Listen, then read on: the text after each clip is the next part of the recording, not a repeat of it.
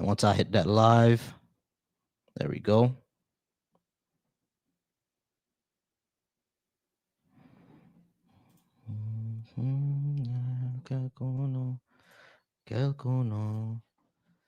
That's a Haitian church song stuck in my head now.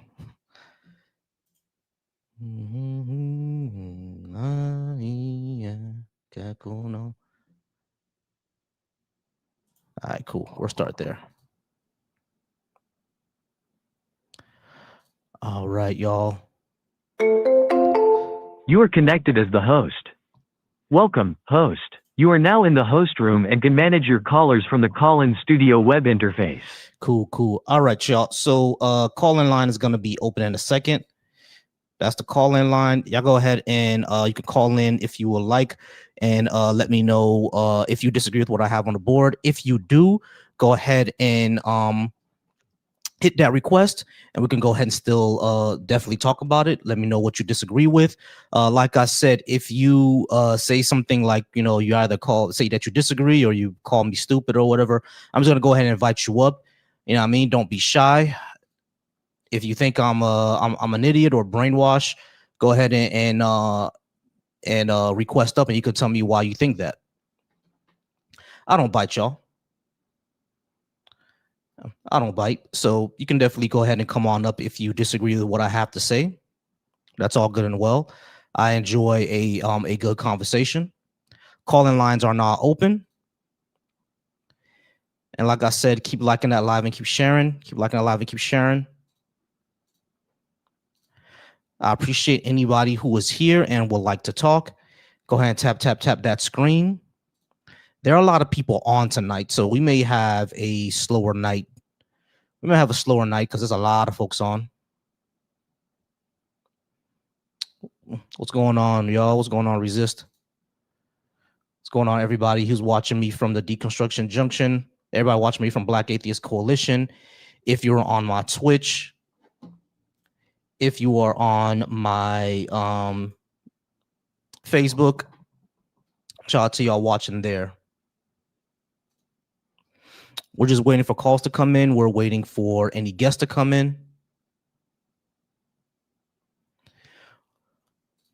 All right, y'all. So we're just waiting for any calls or any guests to come in.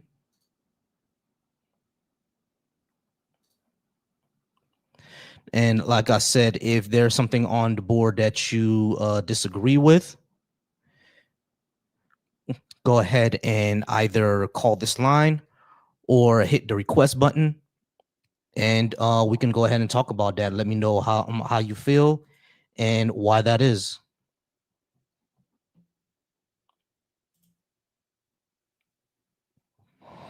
Shout out to me if you watch me over on Instagram. This is the number right here to call in if you disagree with what I have on the board. Same thing if you're over on Twitch, on Facebook as well. You see the phone number, you can go ahead and call in, and we can have that conversation.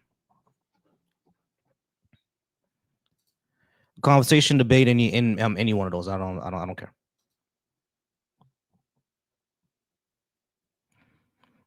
Go ahead and come on up, Human, if you want to go ahead and talk to me. All right. Seymour asks, have I lived in another country? I haven't lived in another country, but my parents are from another one. All right, Human, how's it going, Human? Are you at least 18, and did you disagree with what I had on the board? Howdy, and I don't know if I really know enough to say I disagree with all of it, but I got questions. Yeah, sure. If you disagree with all, that's fine. Go ahead and pick one, and we can No, start going on. No, I said I don't know if I know enough to even disagree with all of it or any of it, but I definitely got questions. Yeah. All right, sure. What's the question? Well, the first one, starting with number one, Mm-hmm. if America was never great, what's your definition of great? How do we define what a great country is? Living up to your principles, essentially, which America never has. The principles of liberty and justice for all, equal opportunity, etc., things like that. We haven't lived up to that expectation or that principle, and in many cases, we actually fight against it. So, if that's the case, we can't be great. Okay. And then number two, what leftist policies uh would you say are better for society than Universal healthcare, investment into public transportation, universal education, like from pre-K all the way up until I would say college as well. Walkable cities, heavy investment into infrastructure, heavy investment into public transportation, heavy investment into nuclear power, in order to decrease our reliance on oil, stuff like that. Yeah, those type of things. Environmental protections, all those are better for society. right on? And then reparations for Black Americans, is that just because of the country's history of slavery and all that? Uh, oh well, I'm really not collected with my words here, but Yeah. So slavery, Jim Crow, redlining, those issues, and um, like yeah, slavery, Jim Crow's redlining, mass incarceration, the war on drugs, black codes, all those economically, socially, and politically negatively affected black people and black Americans in particular, specifically, and kept them like economically in a precarious position, like on purpose. So if the government broke it, the government should fix it. word. Okay. And how do you feel then about government officials having term limits, like Congress having term limits? There should be a maximum age. You should be forced to retire at 61. Hell, maybe even 55. You think age is the determining factor? You don't think like age comes with age comes wisdom and better knowledge? I mean, I there's definitely like a It can.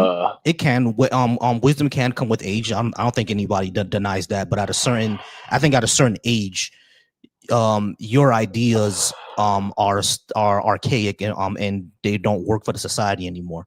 You know what I mean? Now, I like that. That because the doesn't. society has changed. Society has changed, exactly. Now, of course, there are some things that of course, there are like there should be some sort of like I would say exception to that, right? Like if the society wants to, elect the next Hitler, yeah, I don't care if someone's 81, would let them let them stay in their seat so that doesn't happen. You know what I'm saying? So like, yeah, so like it should depend. There probably gonna be exceptions, but in general, I think the general rule is that we could retire them because the retirement age is 65 anyway in the United States. So why not have a retirement age for Congress people too? Right on. But I mean, what percent of Americans are actually able to retire and live any sort of substantial life in retirement? Yeah, exactly. That's Or, why that's why like or that's why leftist policies would be better because it would actually help us get to that time where we can retire at a good age around 61 or 63 or whatever, and we'll be able to not be in a position where you have working retired people essentially.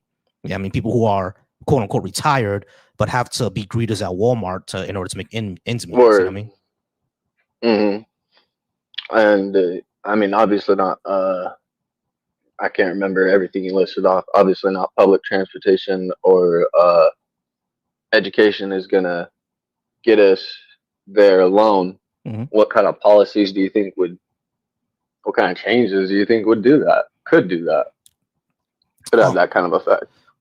that yeah. Guaranteed housing, definitely. So people aren't because one of the big things that gets people worried about like homelessness and stuff like that is like especially for our elderly is rent, mortgages, and stuff like that. So guaranteed housing, I would say needs to be a thing. We need to change zoning laws and start to drive the housing costs down so people have less cost of their homes and stuff like that. I also think living wages tied basically the minimum wage is tied to inflation and to your area, the cost of living in your area. You know, Also, there should probably be a maximum wage for like CEOs. One idea I've heard is that the CEO can only like the lowest paid worker has to make 10% of what the largest or what the highest paid worker can make. So if a CEO is making $700,000, the janitor has to be making 70,000. You see what I'm saying? So that's that way you keep it in balance. Now, of course, you have things like they're just gonna not take a salary and just live off their stock options. There are ways to do that too. You can tax the stock options just like the way that we tax housing, right? Because if your housing goes up, you still gotta pay taxes on it. Right. Okay. So you think it'd be fair then to have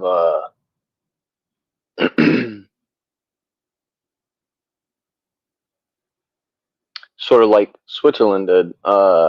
Exactly. They have they've got stricter laws though too on top of it, and a much lower homeless rate, but they do have not mandatory housing, but they have guaranteed housing.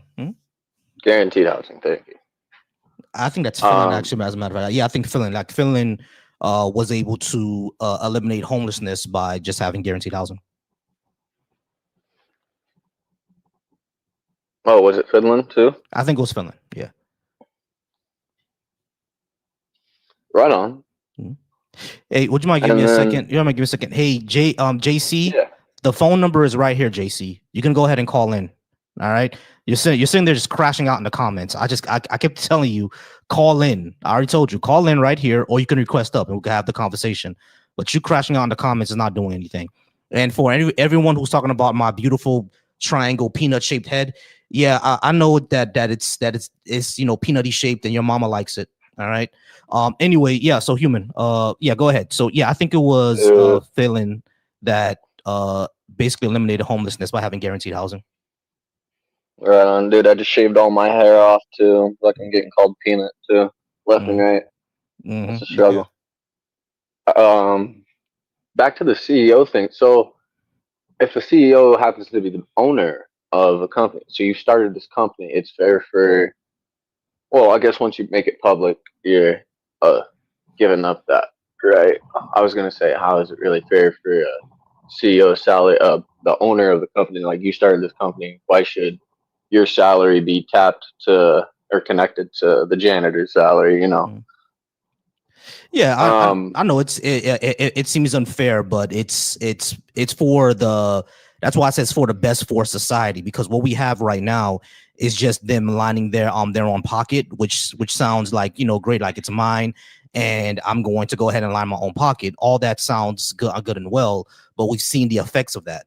So we need to start worrying more about how this is going to affect all of society and not just, themselves, because like selfishness has not gotten us anywhere. And I understand there has to be limits, right? We're not gonna just, cut their heads off or whatever, but we have to figure out a way on how to make sure that we don't have haves and have nots. You see what I mean? Which is what we're heading towards. Yeah. Well, you say selfish, you mean the country as a whole and our ventures and putting our business. Being money hungry. Yeah, because the entire, like the common attitude in this in our country is like hyper individualistic, and I do understand that individualism is needed and important, right? I do want to understand that. I'm not going to take away from individualism, but we need to get to a point where we're not all just about the just you, because we don't live in an island. We don't live in an island of a person. We live in a society, right? So everything that you do, everything that you have dependent on somebody else. Like you didn't go, to the unless you're an electrician, you didn't go to the grid, downtown and turn on the power yourself. You had to make sure that someone had the job to do that, right? So we all depend on each other. You know what I mean? So rising tide floats all boats, as they all say, as what you say, you know what I mean? So let's make sure that all of us are, or at least go or have the opportunity to live comfortably or contently, and not just in utter disarray and poverty. You know what I mean? Let's figure out ways on how to do that and working together in order to achieve that. And capitalism doesn't seem the best way for that to happen, because it's all about just making profit, and to hell with anybody else, hell with people. Right on. But we've had had our nose in so many other countries' business for so many years, decades, right? Like so Correct. many wars that we've gotten our nose into, and Correct. that's been on the basis of or the statement of that we're trying to help, and we're trying to make their economy better or make their situation better, Yeah, correct. solve the We other need. people's world problems. Yeah, correct. We need to stay out of that. We need to stop doing that. I agree. Yeah, regime changes, all that good stuff. We got to stop doing that. I agree. We need to focus way more on ourselves than stopping other countries from destroying themselves. Yeah, I exactly. think honestly, think there's too many people in the world. The world's overpopulated, and that's what's fast forwarding uh, carbon emissions and CO2, greenhouse gases, all that bullshit. Mm-hmm. It's the world could use a few less people in it, to be honest. I don't think Not to we're. sound just diabolical, but like I think the just issue is that we need to degrow. Yeah, I mean, I've heard that from a few anarchist theories before. And when it comes to degrow, it doesn't mean that we have to, get rid of a whole bunch of people. But like, it's already been calculated that the entire human race can fit in the state of Texas comfortably. Not just, we're all packed like sardines. I'm talking about comfortably. We can all have 1 acre of land just in Texas. You see what I'm saying? So it's not something that we can't do. Is that we're not thinking that way. You know what I mean? mm, yeah, like the country of China could fit in Texas and like one other state. I think I'm pretty sure they're pretty close in size. Yeah. I mean, not the actual land mass, but I'm just like talking about people. Like the entire, Yeah, yeah. yeah, all the like the entire human race can fit in within the borders of the United States. Right now, we're not gonna do that, of course, but we do. I think Oh, we do have within to the figure borders out a of the way. United I think we States. do have to figure out a way on how to live better with nature and with our neighbors, and not destroy the environment. Yeah, I mean, we have to figure out ways on how to do that. We need to start moving away from fossil fuels, because number one, they're gonna run out, and number two, all the carbon that's being put in the air, like we know what that's causing, right? So we have to figure out a way on how to degrow all that. There are ways to do it. And I think the left is trying to figure that out more than the right. You see what I mean?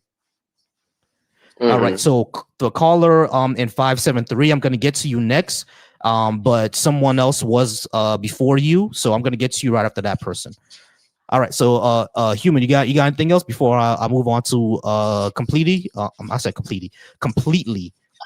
I got to get to the next person, but you have anything else?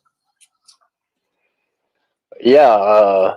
Let me hit 4 and 5 real quick. Sure. What's I mean, a good reason to believe in God. Mm-hmm. If I die and there isn't a God, nothing bad happens. Mm-hmm. But if I die and I spend my life not believing there's a God, and then there winds up being a God, I kind of fucked up. Which one? Um, well, if I die and I spend my life believing there's not a God, and then I get to heaven and there is a God, and then I go to hell. Right. Which one? Which God? There's which God? Oh, Jesus. Why is that one the right Lord one? and Savior. Why is that one the right one? How come Vishnu's not the right one? It's the only one that searches for truth, No, he's not. as you searching for truth. No, he's not. He's not the only God that searches for truth. There are gods of truth in the Greek pantheon. Greek mythology is based off biblical mythology, from No, what I've discovered. it's not. The similarities. My real name is Samson, so it really interested me, the similarities between the Bible story of Samson and Hercules from Greek mythology, between Hercules carrying the gate, Samson destroying the Colosseum, Right. Both of their first wives being burned death by fire. Right. It's Solomon. pretty interesting. Yeah. They got that from the Greeks. How could it not be the other way around? Because the story of Hercules predates Samson. Unless they went back in time. There's been back and forth on that. Yeah, but what I'm saying about is that Greek mythology predates the Abrahamic religions by like 500, maybe 1,000 years. They predate all of it. According to some. It's not really according to some, bro. It's just literally according to history. According to some scientists, the Earth is 3,500 years old or 5,500 years old, or no scientist says that. And then, now, no scientists say that. That's creationist. Some do. A lot of scientists. No, they don't. A lot of scientists are saying that no. Well, let me finish, please. A lot of scientists are saying that the Earth is millions and millions of years old, of course. Mm-hmm. But there are plenty that I've read. Of course, it's not like Neil deGrasse Tyson, but if you listen to the Diddy stories, I don't know if I want to listen to much else Neil deGrasse Tyson has to say. I don't know if you heard about the stories of him sliding down the hallways all oiled up. But I don't know. I'm trying to learn, and I'm following what I feel leads me to live a better life day to day.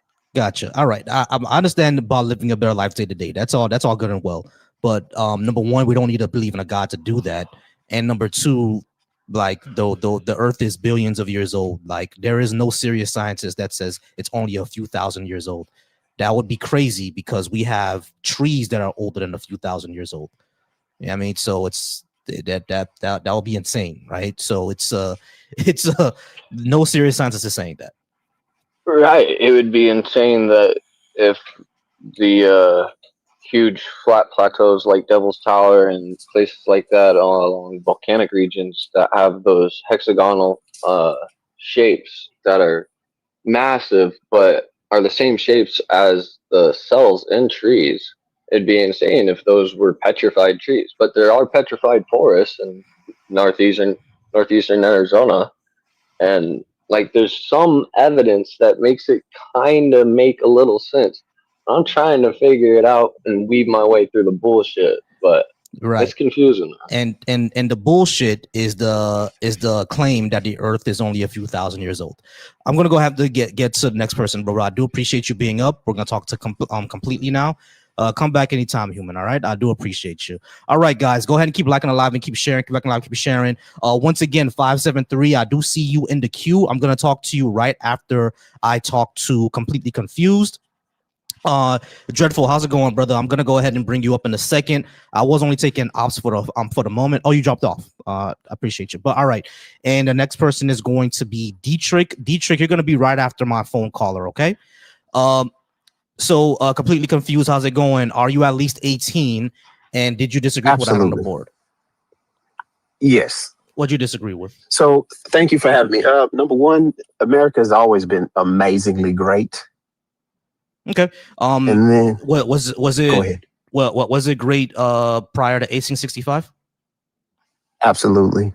Slavery's great. Depends on who you ask. Yeah, you're asking a black man. I'm black too, just by the way. So slavery's great to you? I wasn't a slave. Were your ancestors slaves? Yes. Was that great for them? Some, yes. Are you really going to sit here and said for some slaves, slavery was okay? Yes. And may I elaborate on why I say that? All right. I'm going to go ahead and move on to 573 because ain't no way, bro. Ain't no way. All right. Can you hear me? How's it going, 573? Can I get your name, age, and did you disagree with what I had on the board? Sorry, what was that last question? Your name, your age, and did you disagree with what I had on the board? No, I actually had I had some different questions that I think you'd be able to answer with an educated answer. Sure thing. So, number one, you seem like a educated, from what I can see, a successful black man in America. What what do you think the modern American dream is like? What is your opinion on that? The American dream, I'll say what it used to be and what it is now. What it used to be was, a person can take care of their family, can get married and raise their children and retire at a ripe old age and live a content life. Not necessarily have to be rich and famous or anything like that, but be comfortable, be content, be able to work and take care of themselves and their family, and be able to be free without any oppression, et cetera, et cetera. That was the American dream, right? That's dead. Wait, sorry, are you still? Can you hear me? Yeah, I can hear you. Okay. I don't know. Were you finished with that? It sounded like you're gonna keep going. Oh no, I was done with that. I was like what we think about the idyllic American dream, like the 1950s Americana. That's dead. We can't live like that anymore. Nope. Yeah, you were correct, and I 100% agree with that. My second question was, what is your opinion on drugs in relation to religion? Say that one more time. So what do you think about, like, what if, okay, so say I go to church every Sunday, I read the Bible, I pray, but I smoke weed. Mm-hmm. What's the issue with that? Is there an issue with that? No, I don't find an issue with that. I don't believe in God anyway, so it's like I want to find an issue. Oh, you don't believe in God? No, I don't. Oh, okay. Well, why not? I have no evidence to believe that is true, and I don't need it for my life. Okay. Well, yeah, no, I honestly 100% agree with that. I had a third question, but I cannot remember it, so I'll just call you back later, okay? Hey, I appreciate it. Not a problem. All right, thank you. Not a problem. All right, 412 and 760. I do see you guys in the call queue, but I have someone on my TikTok. I'm gonna get to them first. All right, Dietrich, I'm sorry, you had a lot of background noise, so I had to mute you real quick. You can go ahead and unmute yourself, Dietrich. Are you at least 18? Better. All right, are you at least 18, and did you disagree with what I had on the board? Yeah. Well, my first question would be, are you open to changing your mind about any of those? All right, I need you to let me know if you're over 18. Yes, I'm over 18, far past it. Gotcha. All right, am I willing to change my mind on any of these above? Yeah. Yeah, sure. Any evidence or a good reason? Hey, what evidence would you need? Let's take like number 6, right? Mhm. All right. So should anybody be deported at all? Yeah. People who commit violent crimes. Okay. How would you go about just deporting? Like, I'm sure you don't want ICE in your community like you're doing in Minneapolis, right? Like, you don't want them in your neighborhood and stuff like that, right? Correct. All right. I agree with you on that. Okay. I don't want them in the neighborhood either. So how would we facilitate those people that you talked about being deported? How would we facilitate that? The INS. What we used to have. Okay. I'm talking on a state level. How would we facilitate that? You can have any organization, call it whatever you want, but how would we facilitate that? How would we facilitate those people that you're talking about to be deported? The same way we did it before ICE existed, through the INS. Okay. How did they get people then? Well, what they did is that if those people were, of course, they committed a violent crime, they would that would get reported, of course, and then they will look into the system to see if those person are permanent residents or citizens, and if they see that they're a permanent resident or a citizen and their permanent residency was based on them not committing a violent crime, they would, of course, inform the INS, or if they were undocumented, they would inform the INS, and then the INS would say, okay, how long are they going to be in jail for their crime?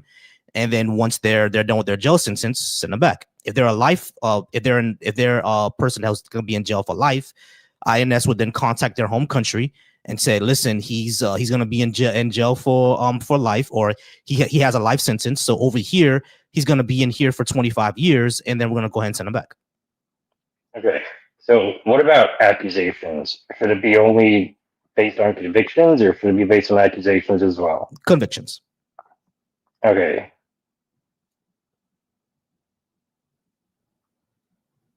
So so say ICE did only what you're talking about, right? Mhm. Say that's it, right? you have to have like state level cooperation, right? And I also disagree with you. I think it should be based on accusations as well, because you don't have a legal right to be here, right? Like let's just talk about the law, right? So if somebody crosses the border illegally, they don't have the legal right to be here, right? Yeah, legally, yeah, sure. You don't have a legal right to be here. Okay, you're the citizen of another country, right? Mm-hmm. Okay, so say like somebody got accused of like raping your kids or something like that, okay? And they have no legal right to be here. You wouldn't deport them. No, I wouldn't want the Yeah, investigation there's first. zero talking. You're an activist. That's it. Yeah, I would actually want like an investigation. Okay. Whatever. All right. So 412, gonna move on to 412. All right, 412, Hello. how's it going? Can I get your name, age, and did you disagree with what I had on the board? Hello, sir. My name is Dinesh. I am 48 years old. I am an Indian American, and I reside in Pittsburgh with my family, who has all come over legally. We have gone through the proper channels. So to abolish ICE, I do not understand it. Have you ever been to India, sir? Have you been to the streets of India? Okay, that has nothing to do with what we're talking about. I don't care about. It has everything to do with. It doesn't have anything to do with what I'm talking about. I do not care about the streets of India. I'm pretty sure that the streets of India have had problems and everything like that. I don't want those people to have those problems anymore. I wish, good luck to those people. I hope that India fixes all of its issues, but abolishing ICE has nothing to do with the streets of India. Have you been to the streets of Haiti? Yes, it is the same as the streets of India. They're uncivilized people. They are pooping on the streets, robbing each other at knife point, and you want them here. You want them not to be taken away. Is that what you are saying? That's not what I said. That's not what I said at all. Then what are you saying? Abolish ICE. What are you to do then? Because ICE is a shitty organization that rapes children. So they should be abolished. Oh, they rape children. You know who else rapes children? All the illegal immigrants that I have escaped. I have grown up in India. You know nothing about the outside world because you have lived. All right. I'm going to go ahead and move on to 760 because that's not getting anywhere. Like, that has nothing to do with what I'm talking about. All right, 760, how's it going? Are you at least 18? And did you disagree with what I have on the board? Yeah, I'm 37. I do have a few things I'd like to mention. Sorry about that last caller. Hey, I have noticed an uptick in your type of programming on the right and the left, where we're doing these YouTube call-in shows, and I think it's a good place for discourse. So I want to be a good actor in this. My one question is, I do think ICE is a necessary means to an end, but where do you think, I'm assuming you're monetized, correct? No. As you should be. Oh, okay. So you're doing this out of the good. I mean, do you think you'd be getting the same amount of traction if it weren't for the Trump administration? I'm not sure what your career or background is. I'm just kind of curious. I'll be getting more traction if I was a black conservative. Well, you're not wrong in that sense. I follow a lot of them, and I think, they're rising up. I just recently moved to Texas to escape communist California, and I've never been happier. And I'm actually going to a predominantly black church now, and the community here is great. And I left California for that reason. And I'm from San Diego, and all my coworkers were conservative Mexicans. They were the only ones I liked.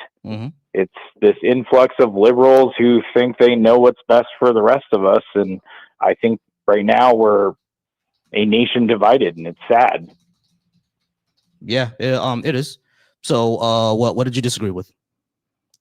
Well, I mean, if the real hardworking Mexicans wanted prevailing wage. I'm a construction worker. So they were all pro-ICE, and they have cousins across the border in Tijuana. Half of them worked with us, and they came across the border, and they hate the ones who sneak in illegally too. We all just kind of want to work together and live prosperously. I don't think that, now I'm not saying you in general, but the left tends to demonize people who are slightly more conservative. I'm a libertarian, so live and let live. But at the end of the day, like, we all have more in common when we sit down at the table and break bread than we don't. Yeah, I agree with that. We all have much more in common than we don't have in common, right? But when it comes to the entire, like ICE thing, it's already shown that ICE is a corrupt organization. They hire people who are not only abuse undocumented people, but also abuse their own citizens. We just had several murders, not just the 2 that we know about, but there were several other people, like a black man and I think a Hispanic woman and 2 other Hispanic men that were murdered by ICE. Yeah, you see what I'm saying? And not only that, they're breaking constitutional laws. So I understand that there needs to be some sort of like process here, right? No one is saying that everything should be a free for all. Like no one's claiming that. So like whenever we say abolish ICE, we're talking about like the organization as it exists today should not exist the way it exists today because it's breaking constitutional laws. Yeah, okay. Yeah, and hey, I appreciate where you're coming from, and I appreciate that you're actually doing something productive online by speaking out and having a civil discourse. That's what this country was made on. But what I'd like to reiterate, and sorry, you mentioned a lot of good points, but you got to break a few eggs to make an omelet. You know what I'm saying? It's not always going to be pretty. And it's been so backed up with previous administrations, and we're not just talking Democrats like George Bush. I mean, this goes back. The Clintons were very pro keep the borders clean. You know, you got to know your history. This has been an ongoing problem, and part of it has to do with voting demographics on both sides. But it's got to a boiling point where we just have to get messy. And yeah, dude, some heads are going to roll. I totally see that, and it sucks. And I'm not saying anyone deserves to lose their life over this, but you're doing something constructive by staying in your house and not interfering with federal agents like this Alex Preddy guy. He was on camera kicking a federal vehicle. I mean, you do know that was an AI video, right? Maybe, possibly. AI is, you know what? That is the next thing we're going to have to start regulating. It's getting to the point where the boomers don't know what's. I don't. I'm 37. I consider myself tech savvy, and I get fooled all the time. I'm willing to admit it. Yeah, exactly. That was an AI video. That wasn't real. But as far as what we see, what actually happened to him, like an ICE agent pulled out his gun. He wasn't pointing at anybody. So Pam Bondi just lied to us. Like she just flat out lied. He didn't pull his gun or anything. Still, like that. Same point is, why was he out there agitating? That's not peaceful protesting. That's obstruction. What do you mean by agitating? He like the ICE agent pushed a woman. He stepped in between them. So he's agitating by protecting a woman. I thought conservatives like. Was that woman agitating? See, women need to also, and I'm not some chauvinist, misogynist, but like, I think that's irrelevant, bro. You play with fire, you're gonna get burnt. I think that's irrelevant, bro. Like at the end of the day, do we expect some professionalism from our officers or not? Like I do. I exactly. agree. So is like abusing the citizens. What does that get us? All that get us is exactly what we got here. Someone's going to step in because no one likes to see someone else getting brutalized. You know what I mean? So someone's going to step in to have to stop it, and then people get hurt. Ask Rodney King. I agree. You're not wrong, but I just think we need to have more of this civil discourse instead of burning down the streets, and that goes for both sides. January 6th was just as ugly. Yeah, I agree that we should we should all have some civil discourse, right? I agree with that. But when it comes to just like immigration enforcement, I think we can do it without mass people going door to door and asking papers, please. Like they literally went to the Supreme Court, and now they're able to use race as a justification to stop you. Yeah, I mean, like that, but that's gonna get ugly, like always. Yeah, I mean, so if we don't do this in a way that is civil and constitutional, we're gonna get exactly what we see now, which is what I always say. Like when it comes to the left, no one here on the left is saying that to let criminals and abusers and domestic abusers and rapists to just go ahead and let them roll free willy-nilly. And I would even say that on the left, I would like, hey, y'all really don't have a lot of ideas on what exactly to do with the border.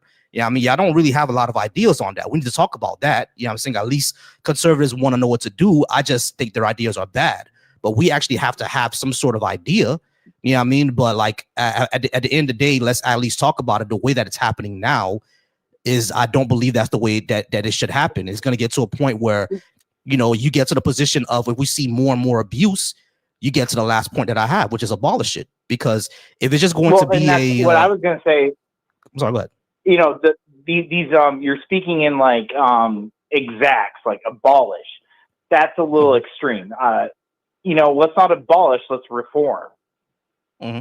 Yeah, and the thing is, I think the reason why it gets to that is because every single time we've said reform, All they do is get more money and nothing changes. Yeah, I mean, get more money for training, but they don't be training these people for real.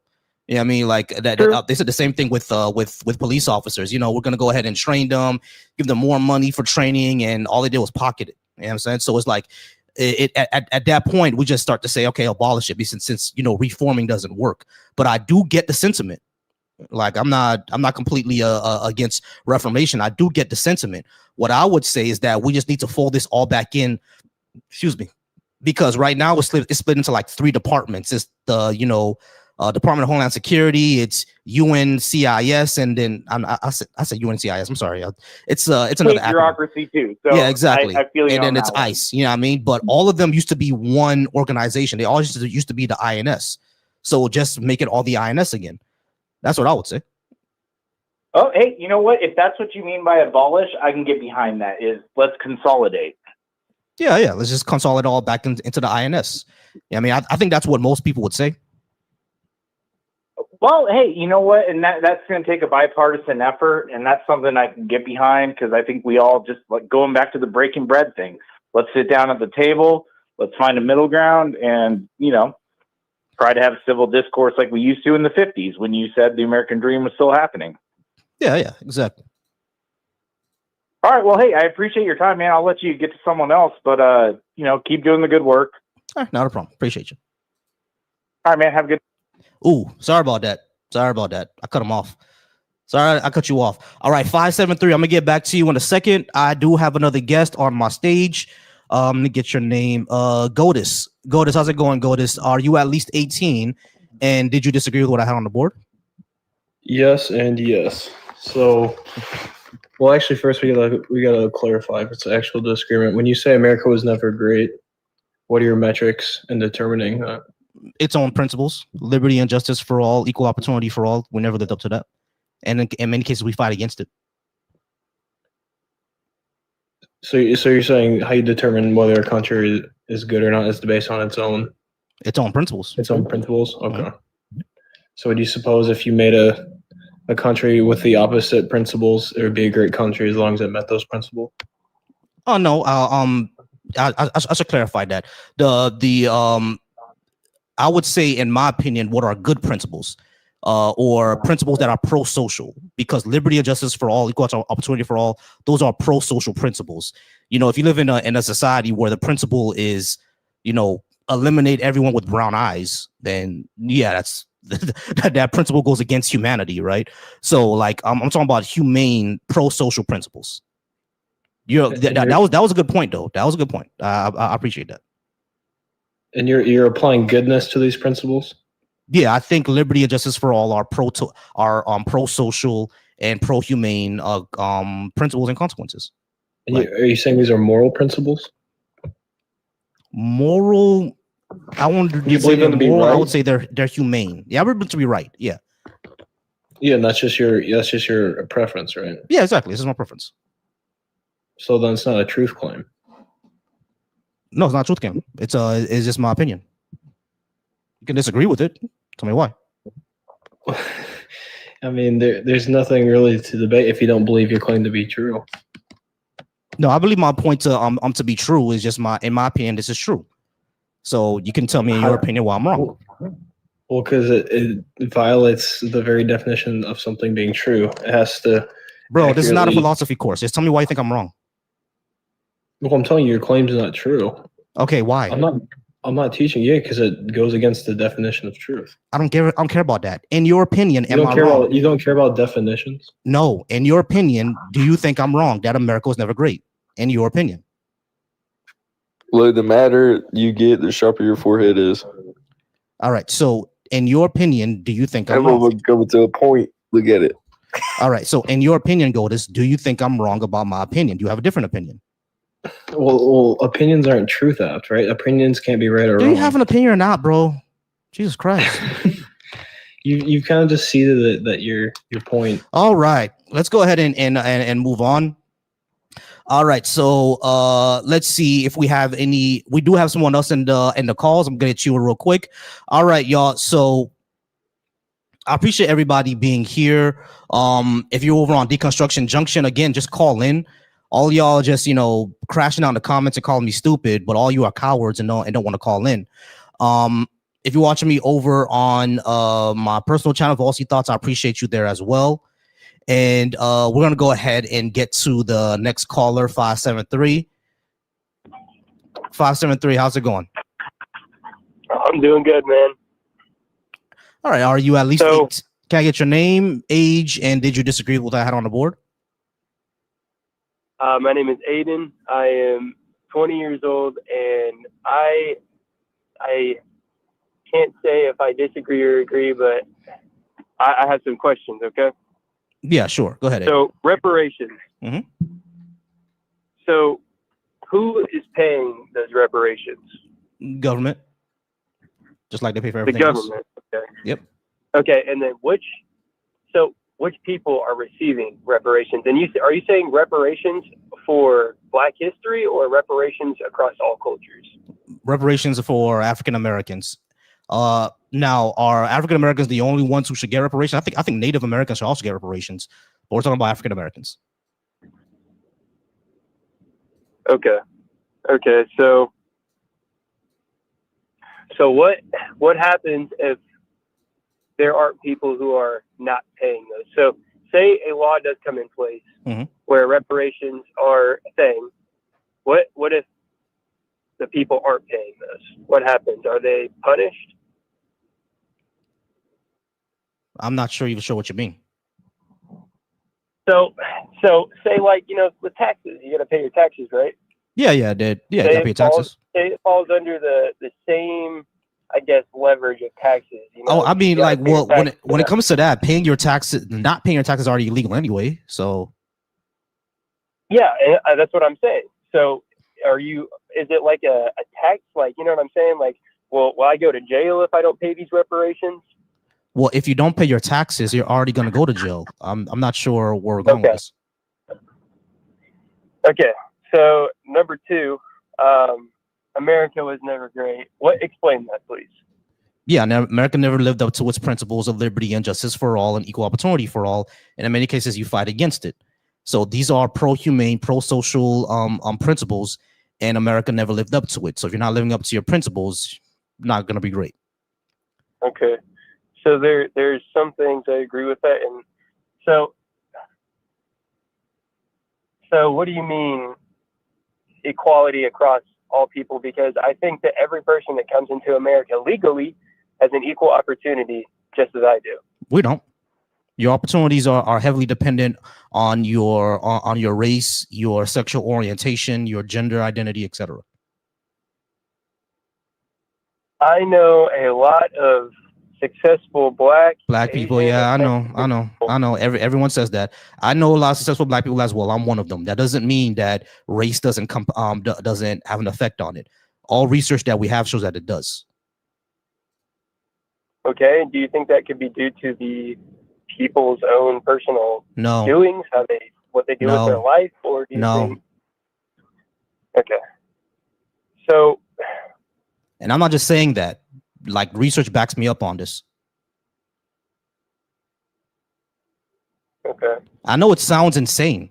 I know it does. But racism is not rational. Racism is cartoonishly evil.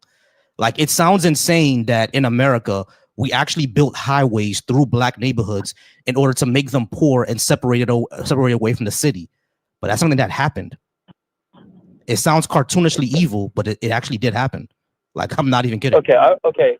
If we're okay, going back to reparations real quick. So do you know exactly what happened during the African slave trade? Yes. You know the Africans. So the Africans. Yeah. Did Europeans sell Europeans when the Romans had the slave trade? Yeah. Yeah. So at that time, like, Romans saw the Visigoths as European. I apologize. Repeat that. During the Roman slave trade, are you saying that the Romans saw the Germanic people and the Visigoths as Roman or European? Did they see each other that way? No. Right. So saying Africans sold Africans is a bit It's Okay, it's no, not no, actually. no. Yeah. That is a fair point. No, I get what you're saying. Mhm. I get what you're saying. I have never. I see. I mean, that's why I gotta ask these questions. You Mhm. know, because you were talking with that one guy. I can't remember his name, but I meant to say, good job. Like, applause to you guys because that was actually a really good debate. But last question here. Mhm. So, if ICE is gone, if ICE is abolished, who is enforcing immigration? The INS. The INS. I've never heard of that organization before. Can you? What year were you born? 2005. Oh, that's why. Yeah, ICE was created in 2002, a few years before you were born. Before then, it was the INS that was doing all that. And not only that, the INS controlled all immigration. Right now, immigration is controlled by 3 different bureaucracies, which causes problems and like problems and confusion and everything like that. Like right now, you can take your case in front of the courts, but if ICE picks you up, you have a completely separate case now. Like it causes a lot of issues. So we should all just roll them all back into one. Bring back the INS. That's what we had, and everything went smoothly. Now there could be we can say that there should be more judges to process cases faster, or there could be more INS agents. I wouldn't be against that, but just bring back the organization we had before. Okay, so why was ICE ever invented? Why did ICE become an organization? Is it because INS was lacking? 9/11. 9/11. Yeah, literally because of that. What? So just security? No, just national security. The Bush administration, when they signed the Patriot Act, they just created a whole bunch of new bureaucracies, and ICE was one Holy of them. shit! Wait, hold on. So you're telling me ICE was not even invented for immigration purposes? I mean, it was a blanket statement, pretty much, but like it was not invented solely for illegal immigrants. Yeah, it was invented for security, like homeland security, essentially, and essentially, yeah, if because the people who committed 9/11, they were immigrants. They weren't illegal, but they were immigrants. So that's what ICE was created for, and in order to deal with that, the immigration part of domestic security. Well, I had no idea about that. Wow. Okay. Well, thank you for educating me on that. I appreciate that. And this is actually my last question. Okay. Mhm. So, I don't believe in God personally, Mhm. but if there was evidence, what standard of evidence do you expect or accept anything to be true? I should say, like, what would it take for you to believe in God? Yeah, sure. It would. I would say the evidence have to be repeatable, demonstrable, and repeatable and demonstrable. Essentially, even if it's not repeatable, something that is demonstrable. Like for example, like you see how you can just have to look outside at the proper time at night to see the moon, right? Like I can't make the moon, but I know the moon exists because it's demonstrable. It's like right there. You see what I'm saying? So like something like that. It'll have to be like something we can repeat or something that can be shown to be demonstrable. Like there's no way to show that it's not there. You see what I'm saying? Okay. Yeah, no, I get exactly what you're saying. Well, see, I'm in between because there's a lot of opinions. The Bible, your faith is how you interpret the Bible, right? So there's a lot of different opinions on what you should and shouldn't believe. So I'm really torn in between believing and not believing. Do you think that there is something, absolutely anything out there that constructed the entire universe that we live in at all? Do you think it was modified in any way, or I apologize, constructed in any way by a being of some sort or an energy of some sort? Yeah, that I don't believe in because we don't have any evidence of that. But if evidence comes to show that this universe was deliberately constructed, then yeah, I would believe it.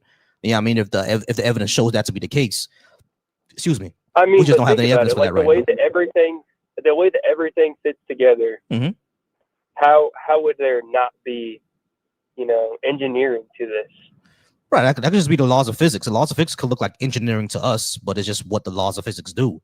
And now if we ask why do the laws of physics do what they do, is that goes into quantum mechanics. And if you ask why does quantum mechanics does what it does, we still don't know yet. We have no nature about we have no idea about the nature of causality. But I don't think that that necessarily implies some sort of construction. We just don't know yet. Mm-hmm. Okay, so what do you think happens when we pass? What do you think? It's just we're dead? Yeah, we're just rotting the ground, and that's why we need to make this the best life possible as we can. That's why we need to make sure that we live in a pro-social society, a pro-humane society. Make sure that human life is uplifted as much as we can. Make sure that suffering doesn't. Make sure we decrease suffering as much as possible, especially for humans. Now, when it comes to animals, that's a harder one because a lot of us are still meat eaters, and humanity was. We grew up on meat, so I'm not sure what to do about that. The vegans are probably right. I'll tell you that. That's why I never debate with vegans because they're probably right. But until we can figure that part out, then yeah, humans are my main concern, my main priority, and we should decrease human suffering as much as possible in order to live a better life because we only get one. That's how I think about it. I think you should go through life, be good to people, and that's really all that matters when you die, because I don't really think heaven's a real thing. But one thing my dad always told me, he was a super Christian guy, but he always said, even if God is not real, energy cannot be created nor destroyed. Mm-hmm. So explain that. Yeah, energy. We have electricity. We have electricity throughout our body. Where does that go? The electricity from our body, it probably just goes right back into the ground. Because like energy is a property of a system. It's not some sort of ethereal thing onto itself. I mean, it's just a thing a system does. I mean, so it's essentially what it is. It's like someone said, it's a measurement. I mean, so that's why I say it can't be created or destroyed. It's just a measurement or something. Just like saying the number one can't be created or destroyed. I mean, it's just a measurement or something. It's something that we came up with. But other than that, when we die, the electrical processes of our brain, they stop firing. So what happens to electricity? I don't know. We gotta talk to a neuroscientist. I have no clue. Alrighty. Well, it was good talking to you, man. I appreciate your opinion. You actually did change my idea on some things. So I appreciate the debate. Hey, not a problem. I appreciate you. All right. Good night, man. Yeah, as well. All right, guys. I do appreciate everybody here. I do appreciate everybody who's watching me on TikTok, y'all. Let's try to get to 10K likes within the next few minutes. Again, once again, you guys are wonderful. Let's try to get 10K. 734. I'm gonna get to you next. 734 is next in my queue. All right. So let me just address something going on over on Deconstruction Junction, because again, I haven't been reading the comments. I just see y'all crashing out, and that's why I only replied to one or two people. The Indian caller who called earlier, the reason why I hung up is because I know when someone doesn't want to talk. I know when someone doesn't want to have a conversation. I know when someone doesn't want to have a debate. They just want to yell and abuse you. All right. If you call into my show and all you're gonna do is not actually have a back and forth conversation and just yell and just yell either obscenities or call me stupid or anything like that, I'm not gonna talk to you. I'm not going to talk to you because there's no point in having a conversation. When we have a conversation, we have a debate, you don't necessarily have to change your mind, but at least you have to think critically of the other person's idea. That's at least the thing you have to do. But he wasn't giving me any ideas. All he was doing was talking about how India is shitty. That has nothing to do with what ICE does. Nothing. So that's the reason why I hung up on him, because he's not actually here to have a conversation. He's just here to yell and complain about India. India, or what goes on over there, has jack shit to do with how ICE operates in America. Jack shit. I know he doesn't want to go back there. That's all good and well. But just yelling and being abusive, that's not how we have a productive conversation. So that's why I hung up. Because I know when people actually want to have a debate, actually want to have a conversation, like the last couple of callers, and who just wants to complain about and bitch and moan about what's going on in their home country. Jack shit to do with ICE. All right, we're gonna go ahead and move on to the next caller. Anybody else who wants to talk to me, either if you're in the comments of Black Atheist Coalition, if you're in the comments of Deconstruction Junction, if you're in the comments of my personal YouTube, if you're in the comments of my Twitch or Facebook, the phone number is right there. So call the hell in. All right. 734. How's it going, 734? Can I get your name, age, and did you disagree with what I had on the board? 704. I'm gonna get to you right after the next caller, okay? 734. How's it going? I'm doing all right now. I'm doing all right. My name is Vector, and my age is 30. I just turned 30. And what was the third thing you said? I said, did you disagree with what I had on the board? Okay, so I'm black. I'm black as well. I don't really got a problem with like 1, 2, and 3 for obvious reasons. I mean, really, it's just the last kind of 3, and I'm just gonna go like from top down. Sure. We black. We raised on Christianity. I know it got problems and stuff. I think the thing for me is like, how I was raised, like, you can't really find that reason for other people, like that reason is like, you believe in God for your own reasons. And so like, that's the main thing. Like, I grew up on both sides. Like my dad, he was very atheist. Like he had all science based and all that stuff. And on my other side, my mom was very like, religious and shit. Like I went to church, Baptist and stuff. And so I get both sides of the coin. And so my conclusion with that is just like, there's no way we can prove whether God exists or not. Like, obviously you don't exist in the way that it is in the book. That's fairy tales. But who's to say that there isn't?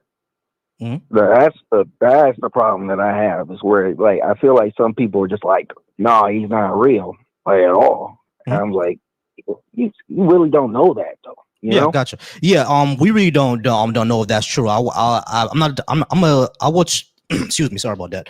I'm what you would call an agnostic atheist, which means that I don't say or with absolute certainty that there is no God, but I don't believe in one because I have no reason to believe that's true. You know what I mean? So I don't there are some times where I'm flippant, where I'm like, yeah, that doesn't exist. You know what I mean? But like if we're having an actual serious conversation, I can't outright say that not one doesn't exist, because there's no way for me to show that that's true, right? But I have no reason to believe in it. And if someone's going to claim that it is true, you're gonna need to either provide me some evidence or a very good compelling reason. And I haven't really heard any compelling or good reasons. You're saying like if they come in here trying to influence you, you better come with like some facts. Back it up with something. Right. You got to back it up with something, exactly. And the thing is, right. And the thing is, like we both black folks. You know what I mean? Like my people's from the islands. So if you know about the islands, you already know. Like it's heavily Christian. One thing I've seen is that religion doesn't really help down there. You know what I mean? And it actually holds us back a lot. You know what I'm saying? Especially when it comes to especially when it comes to Haiti. You know what I mean? Like you'll be surprised how many people in Haiti would say that all the issues Haiti has are going to be fixed if we pray. Now, I mean, not if you work, not if we vote for other politicians, not if we get rid of the oligarchs who are taking up all the money and stuff like that. Just pray. You know what I'm saying? Like that really causes a very like lazy mindset. I think when we live here in America, religion operates a bit differently because you have to pray and work. You know what I mean? Over there, they don't pray and work. A lot of them are just pray. You know what I'm saying? I think that caused a lot of damage to our mindset. Now, can I blame it on religion in of itself? I think that's more blamed on the way it was taught, not the religion in of itself. But still, there's a problem there. You see what I mean? Yeah, I get it. Like internationally, I don't know much about out there how Christianity. I feel like the Christianity that was like over there overseas, it was a lot different from here, where we just kind of co-opted. We took that Christianity, was like, this is ours. This is how we're going to survive. You know what I mean? Like, where with him, like, it's like, I feel like it was even more forced on them. Right. Like, I don't feel like for us, like Christianity, like it's genuine. Like this is how we survive. Like with our grandmas going taking us to church and shit. Like I mean, just to just that, you know. Yeah, just to give more context. Yeah, it was a survival thing for us too, right? Because one thing Haitians will tell you is that the way we grew up is l'église, l'école, la caille, and what that means is church, school, home. That's the way that we grew up. That's the way I grew up. My mom always told me, hey, l'église, l'école, la caille. You know what I mean? Church, school, home. You know, so it was a thing that we grew up in. And it was a survival mechanism for us. It's just that I don't see it helping us and at least in that society. It doesn't really help us like that. You know what I mean? Now if I were to become like the emperor of Haiti, would I just get rid of Christianity? No, I'm not gonna do that. You know what I mean? Like I believe that you should I think everybody should. I don't think the dramas would like that very much. Exactly. My granny won't like that. You know what I mean? She's like 90 something. She's not gonna like that. But I think what happened, it should have less of an influence over society than what it has. You know what I mean? Because we're not gonna fix our issues by praying it away. We need to get to work. See what I mean? Okay, then that really just kind of answers my fifth one. So I'm just gonna jump to the sixth. Then it's like, for me, the abolishing ICE thing, I feel like it's a band-aid. Like, and then we're already like kind of like as black people, we're American. Like, I know we're black, but we're American first. And so, you know, even though we kind of like got dragged here, at this point, like America has done so much damage with ICE. We're a threat to society, whether or not we black or not. We're a part of that, you know. And we have some black people that did vote for this. And so for me, it's like, if we're gonna abolish ICE, we got to replace it with something. Yeah. You know? Let me ask you this: what year were you born? I was in the 90s. In the 90s. All right. So if you were born, I was born in 87. When I was growing up, what we had was the INS. They do exactly what ICE does now, but they do it a lot more efficiently, and they do it without basically murdering people. You see what I'm saying? So if we were to get rid of ICE, all we have to do is, number one, we gotta get rid of the Patriot Act, because the Patriot Act, you know, was signed by Bush in 9/11. We got to get rid of that. And if we get rid of that, we can get rid of the Department of Homeland Security and everything like that, and roll back everything into what it was before, which was, you know, separate organizations that focused on certain things. And, you know, ICE and UNICS or whatever is called today, that's what INS used to be. But they split it up into an actual police force. You know what I mean? And we all know what happens as black people in this country. We know what happens with the police. You know what I'm saying? So I think that's the issue. Yeah. It's like, for me, like, I knew a lot of police officers, and I do come from a background that's a little bit more military. And so I do have the perspective, like, I hate it when they say, like, now all of them are bad or all that shit. Like, it don't matter. Even if it's like 1%, you got to fix that shit. But my thing is, it's like, I don't know. It's just, I'd rather them have accountability than to get rid of it. That, I think that's like actually hang people to dry and be like, hey, you do that, this is what's going to happen. Like, you're going to be in the fucking jail cell with Jamal over here. You know what I mean? Like, something's going to happen to you. And I think that's really just genuinely it. There got to be consequences to the shit, or they just going to make another goddamn program. Yeah. I mean, and, sure. I could understand that, right? I could definitely get where you're coming from with that. They need accountability. I don't think anyone would disagree that these agents need to be held accountable for what they do. But the reason why people are now yelling for it to be abolished is because the longer a protest lasts, the more extreme the demands become. You know what I mean? And people have been talking about the issues with ICE since Obama. You know what I mean? So it's not just something that's new. So now that we've called now that people have called for reparations people have called for reformations for so long, and it hasn't gone through, and nothing's been done about it. And in many cases, it's gotten worse. Now it's just abandon it. Yeah, I mean, now just abolish the entire thing. Yeah, you feel me? Which is what I understand now, because it seems that there's no political will to change anything. So just abolish the entire thing. Let's abolish the Patriot Act and go back to what we had before with the INS. Now, should we keep? I get it. Yeah. Yeah. See what I mean? Yeah, I do. I used to do IT for Amazon for a little bit, and one of the things they taught me was like, if you think there's a virus, wipe that shit and don't be trying to look for the virus and shit. You know what I mean? Like, just wipe the whole thing, reinstall the image right then and there, wipe clean. Because at that point, like, you're sitting here, you're gonna spend all this time trying to find this one little virus. It could spread. It could do anything in that time. You don't know. You know. And so, yeah, at that point, what you're just wasting time, and that's wasting money. And so, yeah, you frame it in that way, that makes a lot more sense. It's more efficient just to build it up. Gotcha. All right, man. Well, I appreciate you. You have anything else? No, I guess the only thing I was thinking, like, for the black reparations thing, man, you know that ain't gonna happen.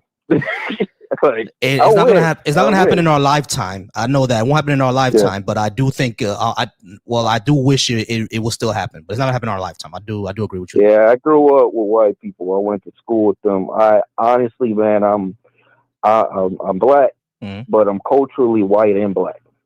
I understand them. I genuinely do. I get their need to dominate, the need to want to take over cultures and like form shit. Like, I empathize with them. Those people that's in the ICE, I grew up with them. And I had friends with them. And so for me, seeing that, I know why they're doing this, because they don't talk about how they was beat by their goddamn dads, how their uncles touching them, how literally all the time they got drugs being pumped in there and no one gives a fuck. They just hide them in the corner and shit. So it's hard for me to not like be hardened like the other black people, because I saw what happened to these poor whites, these other whites that like was middle class that think they rich. Yeah, but so you know they take you know that what out I mean? on somebody Like, else. No, I feel yeah, they take it out on someone. Oh, of course. I'm not making excuses for them. I'm not. But when I had a very special point of view, because I was one of the first wave of black people when they start moving people in Michigan, from like the suburbs, Detroit, from the Detroit to the like the suburbs and shit like that, to desegregate. Like, so I saw literally everything from top up. I knew Donald Trump was going to happen. Oh yeah. That was inevitable. Yeah. I saw that happen too. That was inevitable. Yeah, definitely. Yeah, absolutely. But then like seeing the weeds and then seeing them like shit. What was it? Before I left, they had a group chat. It was called the Allen Park Zoo. Yeah, that racist group chat. Yeah, I heard of that. Yeah. But even with that group chat, I still like when I see all that shit. I know everything they went through, man. This is not gonna be fixed without no empathy. Yeah. No, I agree with that. But all right, brother, I gotta go ahead and move on. I appreciate you though. All right. Yeah. You stay strong, brother. You too. All right, guys. There's one spot open on the queue. There's 4 of you guys. I appreciate you all being here. So, once again, y'all, stop crashing out in the comments. Go ahead and call on up. We can definitely have that discussion. As you've seen for the last 3 phone calls, I was able to have a normal discussion, even with people who disagree with me. So it's not hard for me to do. But if you're gonna be like the Indian caller and just yell, scream, and do all that bullshit and not have any decorum, I'm just gonna hang up on you. All right, 704, how's it going? Are you at least 18? What's happening, brother? How you doing today? I'm all right. How's it going? I'm having a good day. Hey, let's talk about I'd like to talk about ICE, but man, I saw that reparations for Black Americans, and I'm biracial, right? I'd love some reparations, you know. Sure. I don't think that's ever going to happen. I don't think it's merited. However, I don't think it'll ever happen. But can we talk about ICE? Talk to me. What's your position on ICE? Yeah, we could talk about ICE. All right, but can I have your name first, though? Yeah, my name's John. John. All right, John. And you are over 18? Say that again? Yeah, I'm over 18. Yes, Really? sir. Born Okay. in 1992. Okay, cool. Not a problem. We did have two callers who dropped out. The two callers who dropped out, you guys can go ahead and call back in. Not a problem. But yeah. So John, when it comes to ICE, from what we've seen about ICE, is an organization that abuses women and children, that has murdered several people, that puts people in inhumane conditions, and breaks constitutional laws. So there's no need for them to exist. They should go ahead and be abolished, and we could roll everything back into the INS like what we had before. Okay, so that's your complete position is abolish ICE, roll it back into INS completely. Is that correct? That's right. Okay. Beautiful. Oh yeah, and So all the ICE agents who've gone out there and abused people, they should all be in jail. I saw a video of these ICE agents spraying guys from their vehicles. They were driving by and just hit a lady with pepper spray the other day. It's disgusting. You know, I think we as Americans should be disgusted at seeing those types of things. Murdering people, that's debatable. You know, I think we'll wait for these trials to come out to see if we'll call that murder or manslaughter. To me, that seems like manslaughter. I think those people are just about as accountable for their own deaths as the ICE agents. To be honest with you, it seemed to me like they put themselves in the hot seat and they got the Darwin Award. Two people specifically in Minneapolis: the lady in the car, and then we see this guy Alex, right? Who's all right, but the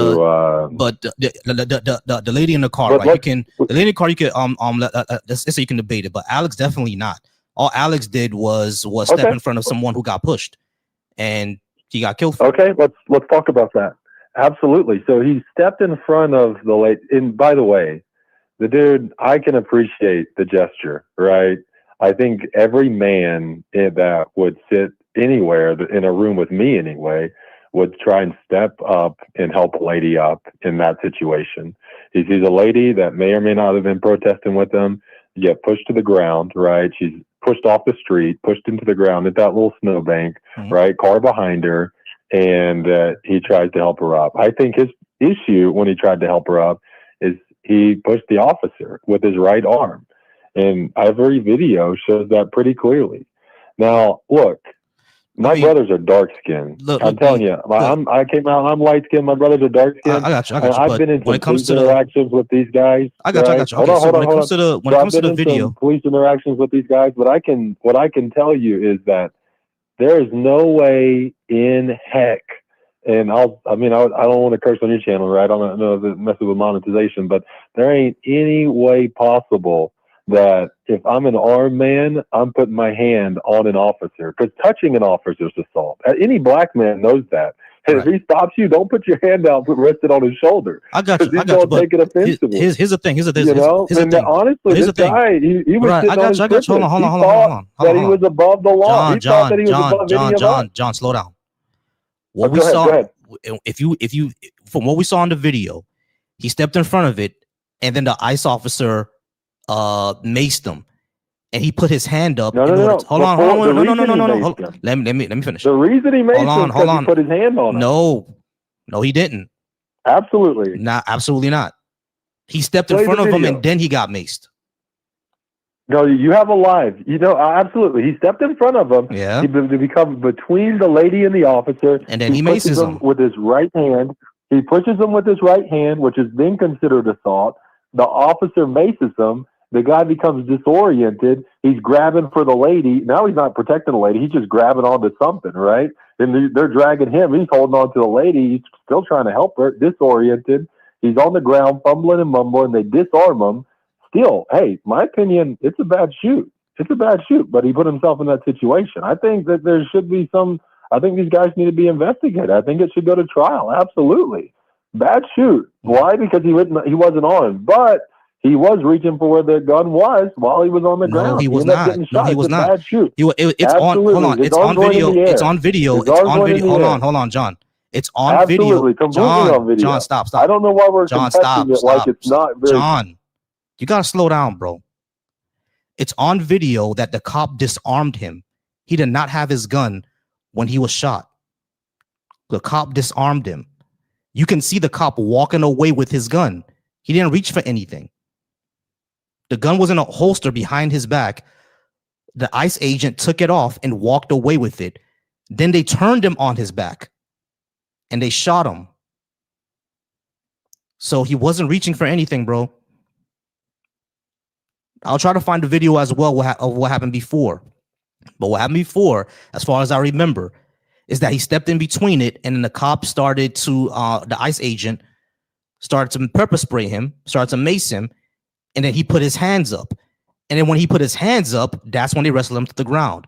How's it going, Truth But Verified? TBV raid, how's it going, y'all? Appreciate the TBV raid. But that's the sequence of events. He wasn't reaching for his gun. The cop took his gun away and walked away with it. He didn't reach for anything. We just can't be lying to ourselves, bro. Like, it's on video that they disarmed him and they walked away. So how can he reach for something that's not there? Okay, let me know when you're ready. Yeah, did you hear everything I said? Yeah, I heard you. No, so how could he reach for something that's not there? Obviously, the guy didn't know what was going on. He's still trying to hold on to the lady, right? He's disoriented. He was away from the lady at this point, man. If we're applying average man logic to that situation, it doesn't apply. He's reaching. Now, do all the other officers know that this guy How is doesn't he have that reaching? gun? How is he reaching if they wrestle him to the ground? How is he reaching? He's reaching for where the gun was. Absolutely. You could see his arm. No, he's that's not. What's wild, right? No, he's that's not. What's wild. The gun was behind his back. Let's take it back. The gun was behind his back. Let's take it back to the premise. The gun was behind his back, and he was wrestled to his back. Let's take it back to the premise. Hold on. Listen. This is all debatable. The gun is not. This is not debatable. This is not debatable. This was a bad shoot. The gun was literally behind his back. Even the other one with the woman was a bad shoot because it's in officer handbooks that you don't shoot into a moving car. So even that was a bad shoot. So, but like when it comes to Alex Perry, this one was definitely a bad shoot because he's already wrestled to the ground. He's already unarmed. You can't shoot an unarmed person. Clear. I think with the previous, right? So if we're talking about Alex, and we're talking about that. Then we'll talk about ICE really quick because abolishing ICE and instituting NIS again. So the issue with Alex, right, is there are two issues. One, the gun being removed. Two, the individual, whether he put his hand on the officer or not. If we can't come to the same conclusion on either of those, nobody's ever going to come to any sort of an agreement. I think the video is clear. He put his arm up, pushed the officer away from the lady. He did. And then he helped up his lady with his left hand. You can watch it in the video. There are 4 angles that show him touching the officer as he's doing that. Touching an officer while armed, that's a death sentence for any black man, right? This is a white dude. He didn't, maybe he thought he was above it, right? But that is, you and I would agree, touch an officer while armed in the middle of whatever it is that they're doing, obviously heated, right? That's a death sentence for a black man. Yeah, and that's a problem. Okay, he did. He felt. Oh, I'm not saying I'm not saying it's not a problem. But what I am saying is he put himself in that situation. So and again, I said it was right. This sounds like excuses for execution, it's bro. obviously a bad shoot. The reason it's a bad shoot is because he had the gun. What I'm saying is, he's partially to blame. I can't make this guy a victim. No. He's this isn't isn't a Trayvon Martin situation, right? This guy's no victim. He put himself in that situation. He's not to blame, man. Because you can hold on. People said the same thing about Trayvon Martin. So if we're gonna play that game, people said the same thing about Trayvon Martin. No. People said the same thing about Tamara. Hold on. Listen to what I'm saying. Trayvon Martin was a victim. John, listen to what I'm saying. John, stop. You gotta slow down, bro. You need to slow down. Listen to what I'm actually saying.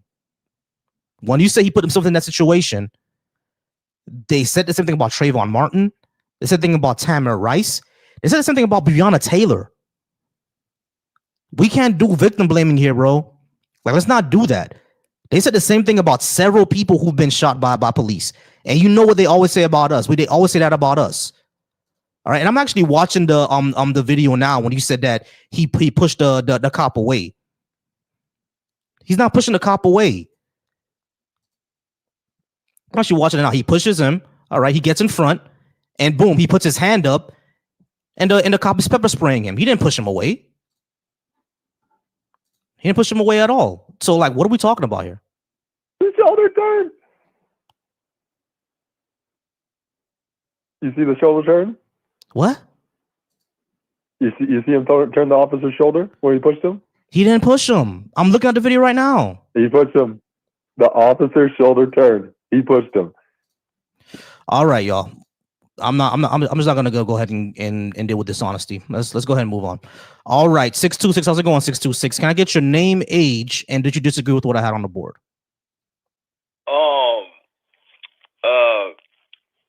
My name Ray. I'm over 18, and I do you have what you usually have on the board about Christian Abrahamic faiths or whatever? Yeah, sure. That's number 4. I was thinking more about politics, but today, but yeah, sure. That's not more. Okay, so I was thinking more about politics. So okay, so you got to pause the TV, bro. I dispute black people's political priorities right now, political agendas at the. All right, you got to pause the video in the background, bro. Oh, sorry, it's on my phone. Okay, maybe I can. Okay, I'm still on, right? Yeah, you're still on. Okay, so I think I think we should have sat with Trump and made some moves. There was a time Trump was really reaching his hand out his first term, and he had offered the platinum plan and all that, and black leadership just slapped his hand, spit in his face. Okay, so you think that we should have black leaders should have met with Trump and talk about the platinum plan? Platinum plan, a new crime bill.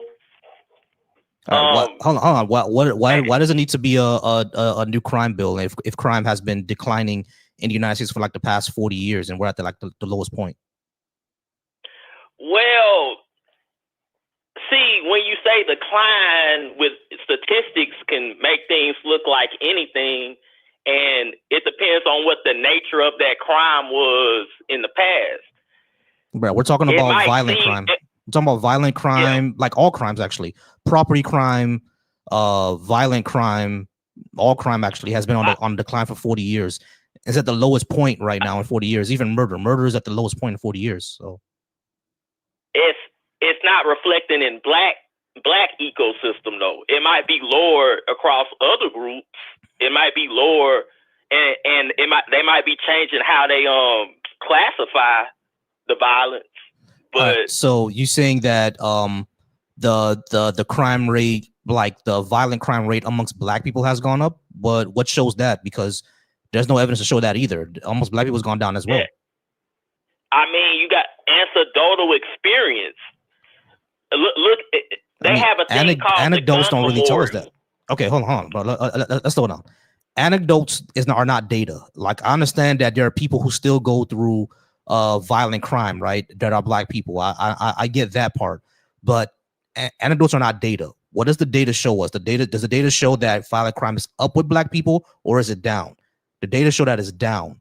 Now, I'm not saying that violent crime is completely gone, and of course, people who have been gone through it were still want to do something about that, but it's not out of control. So we don't really need a new crime bill. Yeah. Well, and plus the nature of the violent crime, it's the nature too. You know, the height of the crack epidemic and all that kind of stuff, a lot of the violence kind of stayed contained within war and drug factions and gangs and stuff like that. Right. Every now and then civilians got caught up in it every now and then, but it usually stayed contained. Now it's so random, like your average granny, church granny gonna get hit. You know what I'm saying? Right. I get that part, right? Like so like, erratic. yeah, no, I get that. You know, like the young niggas nowadays is wild. Like I get that part.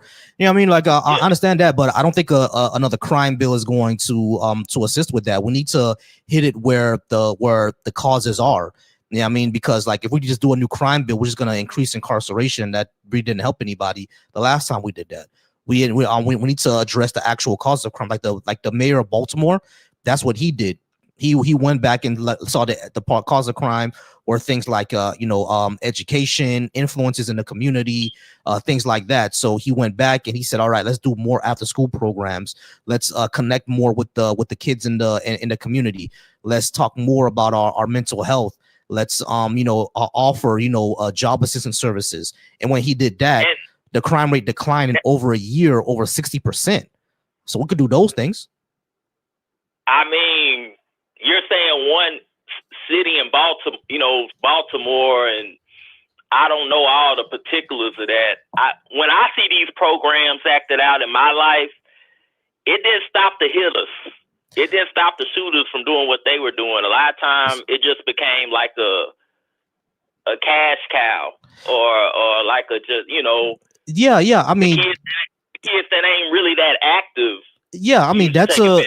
I got you. No, that's a concern too, right? There are always going to be people who are going to do whatever they want to do. But what I've seen when I've worked with youth intervention programs, a lot of time it has worked.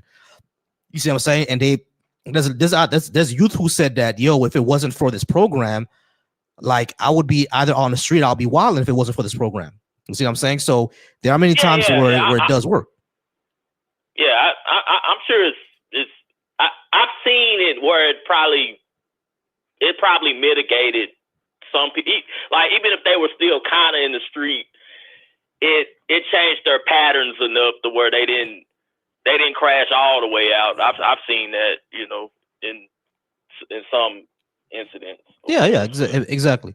So yeah, when it comes to should the black leadership have met with Trump, at the end of the day, here's what I would say. I think the reason why they didn't want to meet with Trump is because of his past, which I get that. I do understand that. You know, I mean, if a person was racist back in the day, you're not really gonna trust them to change, right? I get that. However, I do get your sentiment, right? If we have a certain leadership, if we're a political bloc, a political community, and we have certain leadership, there should be some leadership that meets with them. I think the issue is when it comes to like the black community as a whole, we don't really have that type of leadership. Like who's leader of the community? We don't really have that. You see what I'm saying? So like, let's say if Malcolm X or MLK were still alive, would one of them have met with Trump?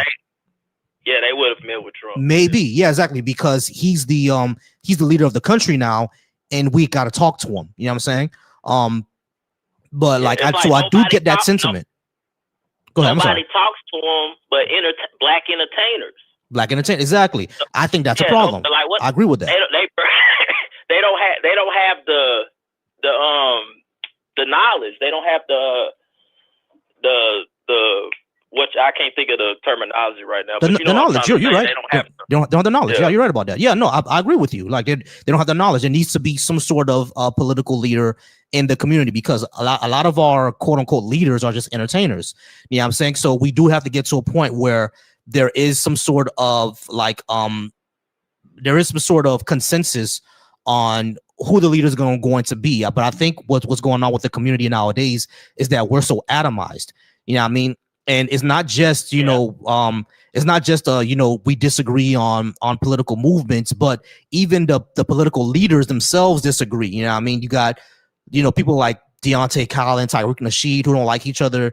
You got, like someone like Conscious Lee and, Thomas Curry, who don't like each other. You know what I'm saying? And then you have the issue of, since I'm Haitian born, should I be the one to go talk to the president? There are a lot of African Americans who will say no because I'm not African American. You know what I'm saying? So these are all these issues that we got to figure out before we actually even come to a decision on who's going to be the leader to talk to these people. Does all that make sense to you? What I'm saying? Yeah, I'm following you. That's practical. The Tether FBA thing is just. and you know that's my side. I gotta, as a FBA, I gotta apologize for that. It's like you know, we've been in battle mode or just so long. We just find our enemies in every group. Seems like it. You know Yeah. And the thing is, when it comes to FBA, I don't have like a big beef with it, right? Like, I understand that African American culture has been denigrated and attacked, but at the same time emulated.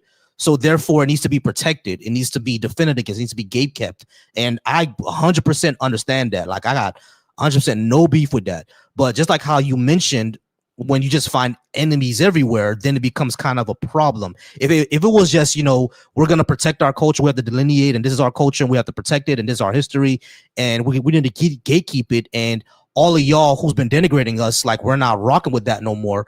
That is 100% understandable. I'm never going to have beef with that, right? But when it comes to, anyone, even if they look like you, is a potential op now. Now it's, what are we doing? What are we going to, are we pushing things forward, or are we just fighting now? You see what I'm saying? Like, that's really my only beef with it. But everything else, like, it has a good. See, it's my bad. Go ahead. right. I'm sorry. Go ahead. It's a biblical principle that FBA needs to apply. I think with this, like, we don't wrestle against flesh. We wrestle against principalities of darkness. Or like Thurgood Marshall said, I'm fighting fire itself. So that keeps you, I think, from quarreling with just, every individual about every little thing. Just deal with incidents of certain things. You know what I mean? You just deal with the issue, as opposed to making it just personalizing every dispute or whatever. But yeah, exactly. But all right, man. I do got other callers. Did you want to talk about something else? Yeah, it was something that came to my mind. I forgot it though. I may have to. Could I call back later if it come back to me? Oh yeah, for sure. No problem. Okay, cool. Appreciate that. No problem. You probably gonna remember in 5 minutes. I'm telling you that right now. But yeah, but I appreciate you. All right, go ahead, come on back. Okay, cool. All right, y'all. I do appreciate y'all. Like I said, y'all, just call in. If you're in the comments right now calling me a triangle head or whatever, that's all good and well. Your mama likes my triangle head. She loves it very much. And if you would like to call in and discuss what you disagree with me on, go ahead and call in. It's not a problem. Someone said that I would never go after TSA like this. Yeah, if TSA starts shooting people in the airport, you're damn right I'm going to go after them just like this. If they start hiring people that, sexually abuse women and children, yeah, I'm going to say abolish TSA. You know what I mean? So, like, it's I don't know what your point is with there. If TSA starts hiring people that abuse people the same way that ICE hires people that abuse people, I'm gonna start saying abolish TSA. Like, you thought you was eating with that, bro? Like, he thought he had bars, y'all. Nah, no, wait. How's it going on? No, wait. Can I get your name, age, and did you disagree with what I had on the board? My name is Cortez. My age is 39. I don't know what you have on the board. Oh, okay. I have 6 things. Number 1, America was never great. Number 2, leftist policies are better for society. Number 3, reparations for Black Americans. Number 4, can you give me a good reason to believe in your God? Number 5, faith is unreliable. And number 6 is abolish ICE. I go on the ICE topic. Well, that's everybody's favorite topic tonight. There's an ICE live. I might as well should have made that one. All right, cool. Did you disagree that we should abolish ICE? I'm disagreeing, not that we shouldn't abolish ICE, is about what policy and procedure that you're going to have when it comes to enforcing the immigrant law. I'm not saying that we should have people running people's houses, in schools, capturing kids, stuff like that. No. Like, if it's a kid, no, I don't like that. Yeah. But for me, it follows in the same law, because I'm a person that is trying to follow in God. But at the same time, I'm crooked. I'm evil. I'm sinful. So I'm not better than anyone else. But at the same time, when we talk about law, it's kind of funny that we want to talk about man's law, but at the same time, we don't recognize the spiritual law. Yeah, I don't believe in a God, so that doesn't really matter to me. But when it comes to ICE, for example, you said what's going to happen next if we abolish it. We already had a system in place before ICE. We could just go back to doing that. I don't see the reason why we can't. Like, I'm pretty sure you sound like around my age, so I'm pretty sure you're around. You know what the INS is. We had that before ICE. When I just go back to that, I don't. You got articulated to me. I don't know. You don't know what the I mean, you sound like you're around my age, like around the 40s. So, like, you don't know what INS is? I'm 30. I'm 39. In my age, I don't know. Okay. I don't know what policy you're talking about. All right, the INS is something that existed before the Patriot Act was started. But when the Patriot Act was signed, it created the Department of Homeland Security, and the Department of Homeland Security is what created the TSA, is what created ICE, is what created a whole bunch of other agencies, right? So before that, basically immigration was handled through the INS. If they found someone was undocumented, INS will knock on your door, give you order deportation. If you're a violent criminal, they'll put you in jail, and you'll stay in jail for your sentence, and then you'll get deported back home. And for in INS, if you committed a crime, like drug dealing or whatever, you'll go to jail for 5 to 10 years, and then you get deported, and you can't come back for another 7. Or if you committed some other crime, it didn't necessarily have to be violent, but it had to be some sort of felony. If you committed some sort of felony, you were deported, and you can't come back for 7 years. That's how it was basically before. I'm not sure if the 7 years thing is still in. I'm not sure if that's still a thing right now, but I know that used to be a thing in the 90s and early 2000s. So if basically what we can do is, because ICE has shown itself to be incompetent and breaks constitutional laws, let's go ahead and abolish that and roll everything back into the INS like we had before. I agree with you, but what law enforcement are actually going to do it? Because the police, right or left, they've been complaining that law enforcement is not doing it. Yeah, they're lying. The police used to do it back in the 90s and early 2000s. Like the INS was actually kind of the police. They will have firearms with them, but they would just handle it that way. They'll say, okay, there's a deportation order. We have to go ahead and find the last location of this guy or find him. And they will find that person and say, hey, we got to get you out the country because you're undocumented. And if the person says, hey, I have some paperwork that I'm trying to get through, then I'll be like, all right, we'll give you a court date, and boom. You know what I mean? But if you didn't have a court date or you were a violent criminal, then we're like, all right, bro, we got to go ahead and arrest you, take you out the country. And that was it, basically. You know what I'm saying? That's how it used to work. That's good, but what makes it good and in paperwork, that's good.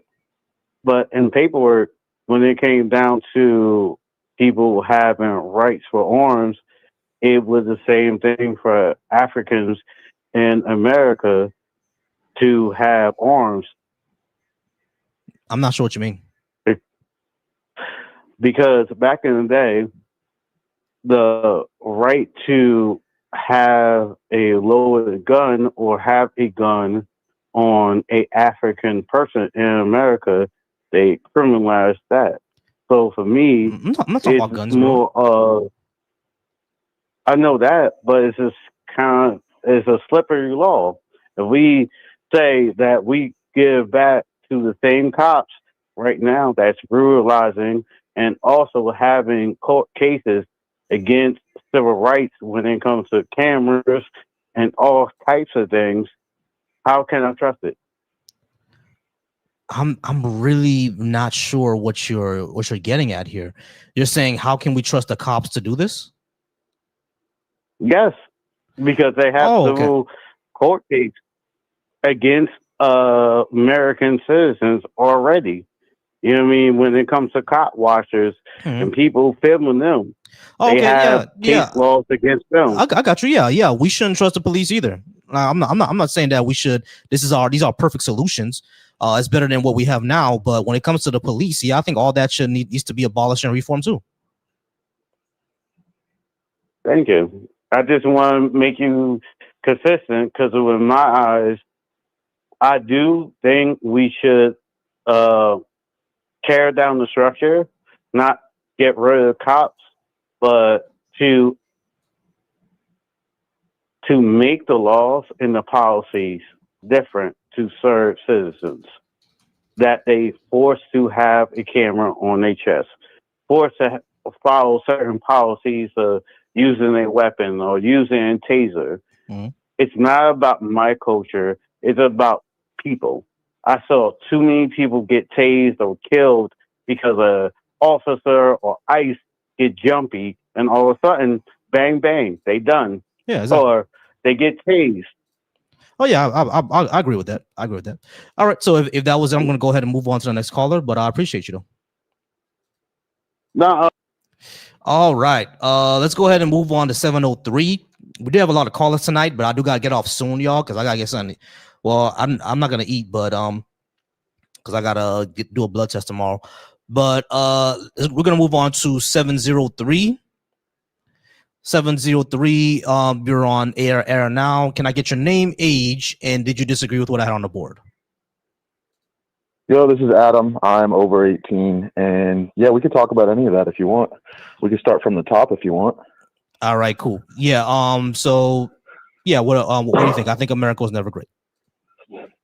Okay. Okay. Do you think any countries have ever been great? Have any country ever been great? Not sure. Not sure. You just know America was. So we don't have a point of reference. We're just saying America was never great. All right, got you. Yeah, the point of reference Leftist is policies. the point of reference is America's history. Right, but what is how do you have great if you don't have perspective? I do have a perspective. I know how to live in a pro-social, pro-humane society, and what that doesn't look like. Okay. And from what we see from American So history, how do you know what it's pro-humane. like to live like in that kind of society?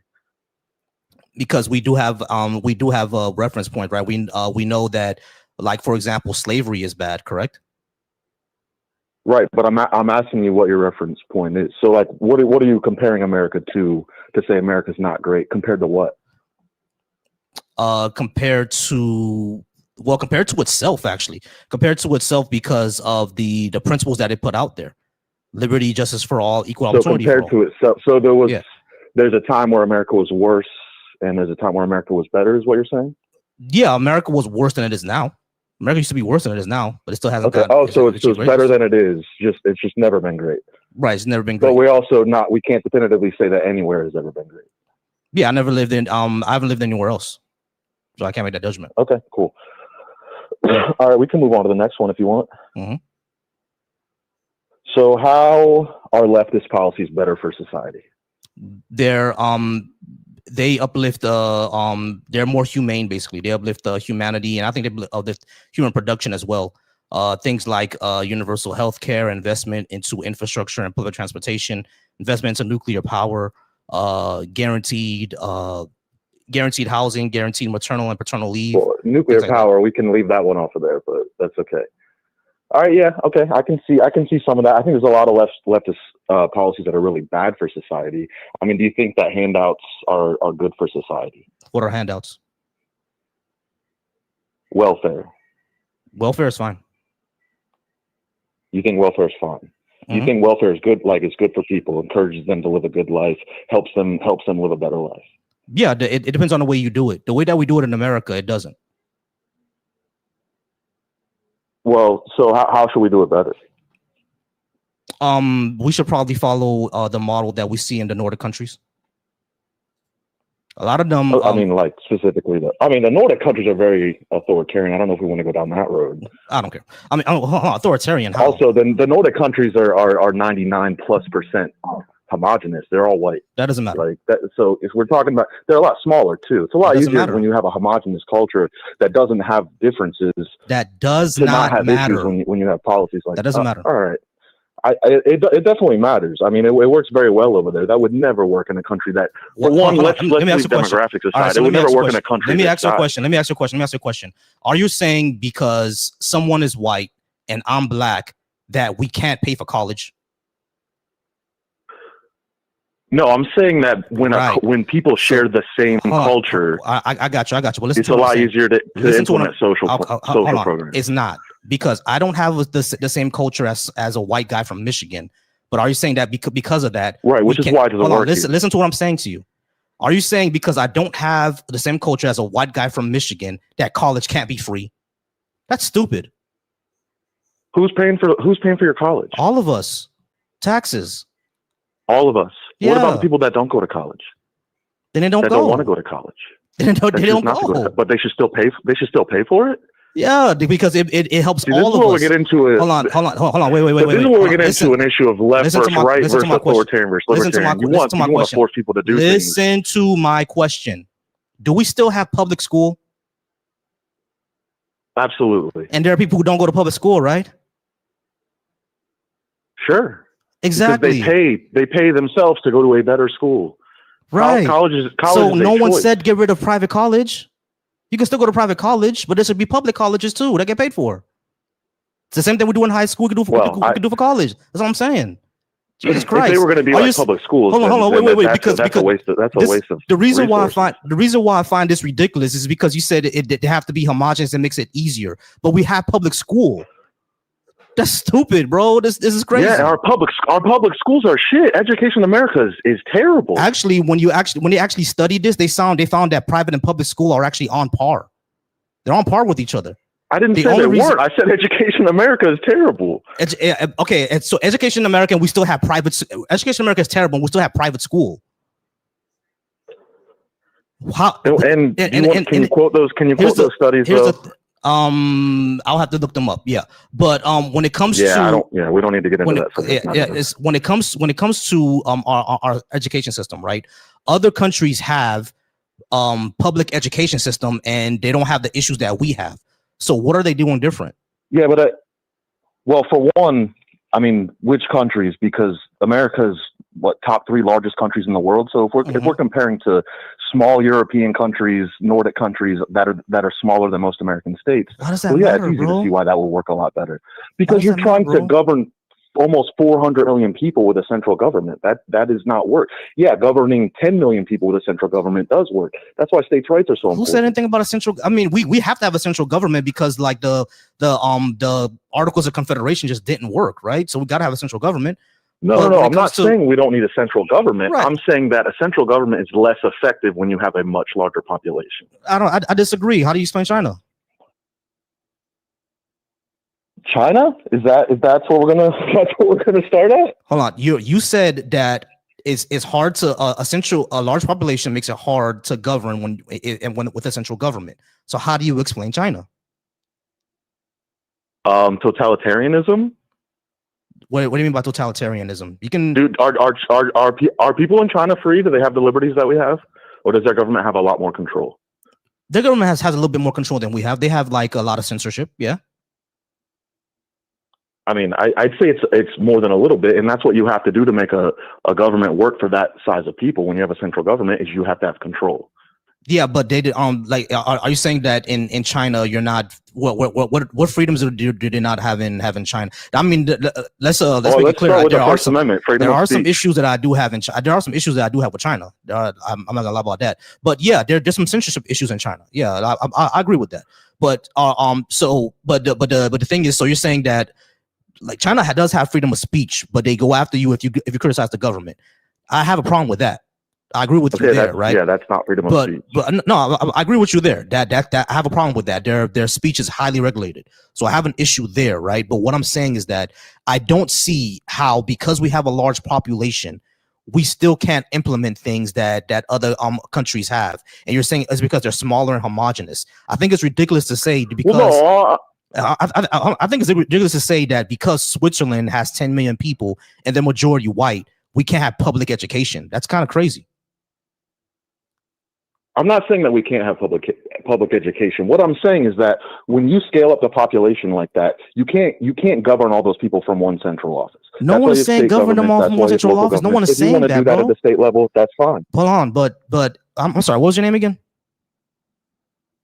Adam. Adam. No one is saying govern all these people, bro. Universal health care wouldn't govern anybody. No one is saying that.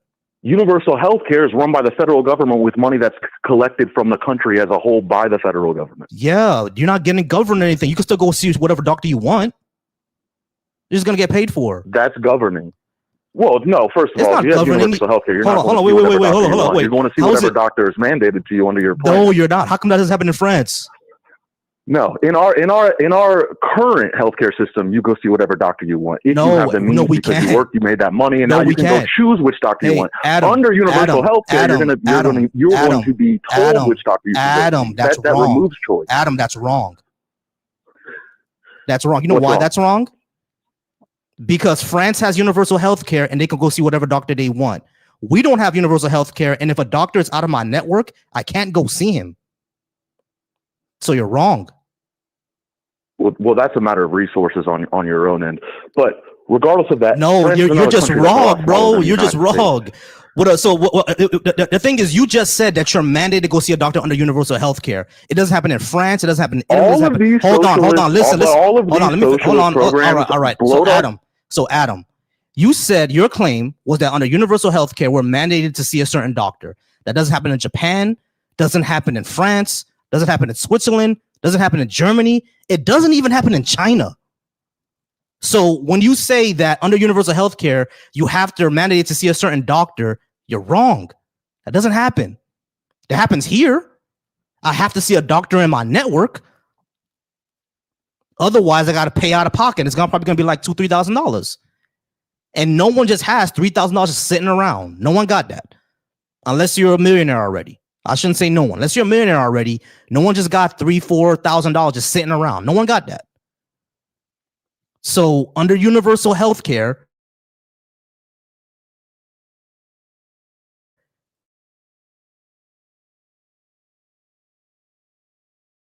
no, that's the exact opposite. I can pay to go see whatever doctor I'd like. That's capitalism. You're advocating for I can only go see the doctors that are mandated by the government. That's the government wrong, bro. That is wrong. Why is what you're saying doesn't happen in France? How come it doesn't happen there? What you just claimed does not happen. I don't live in France. I don't know that. So you're wrong, Adam. What you just claimed doesn't happen anywhere that has universal health care. Nowhere. So why are you claiming it's going to happen? It doesn't happen anywhere. What are you saying? Because that is what happens when you socialize. Okay, so you're saying that the United States is uniquely fucked up?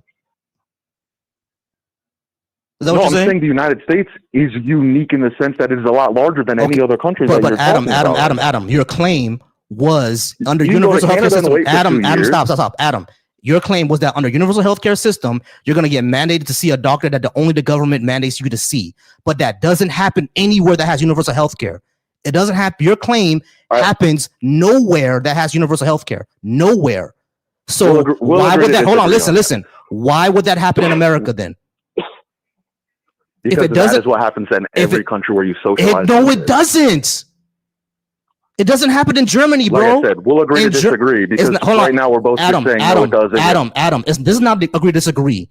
You are just incorrect. In Germany, you can see whatever doctor you want. The government doesn't force you to see a doctor.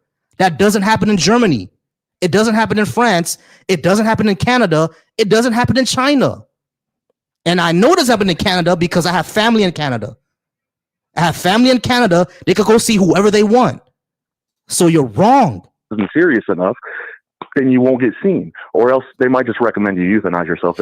All right, we're gonna go ahead and move on. I'm not gonna go ahead and talk to just the dishonest people. All right, 918 and then 936. You're gonna be the last caller. Okay, 918. How's it going? 918. Can I get your name, age, and did you disagree with what I had on the board? Hey, what's up, man? My name's Eric. I'm 38, and before we do anything, I just want to keep it civil. Sure. Okay, so couple things I disagree with. Well, a lot of things I disagree with is you can't have universal health care. There's no way. That Why will not? never work. Why not? Why would someone want to go into, as someone who's in healthcare, why would someone want to go into healthcare when the pay is not going to be there? Pay is going to be there. What are you talking about? You saying you? No, Hold on, Look in hold on, Canada. hold Look in on. Listen, Canada. listen to what I'm saying. Listen to what I'm saying. Are you saying doctors in Canada don't get paid? They don't get paid like they do here. No. So they still get paid, go ahead right? and Google it. Google it. Why would I want to go to what if I'm going to make the same as? Hold on. I'm someone who sorry. Can I get doesn't your name go to one more time, school? please? I didn't get your name. Can I get it one more time, please? My name's Eric. Okay, Eric. So Eric, doctors in France and doctors in Canada and doctors in Switzerland still get paid. So saying why They would get you go into paid, not but get they don't paid? get paid like they do here. Yeah. So Okay, so So what? The level So? of care is going to go down. how come they have better level The of care? level of- How come they have better level of care in those countries? Show me that. Show me those stats. Oh, you want me to show you the stats? Yeah, because there are plenty of stats that other countries have better levels of care than we do. Not Canada. Absolutely not. Not Canada. Okay, let's go ahead and look that up. No, I've been there. I've experienced that. I've worked there. No way, in shape or form.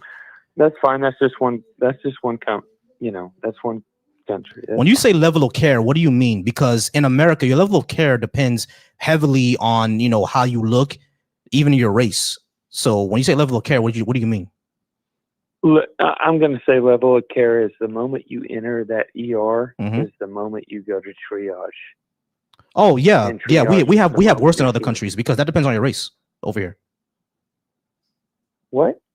We have worse You think levels it's of care than easy? other.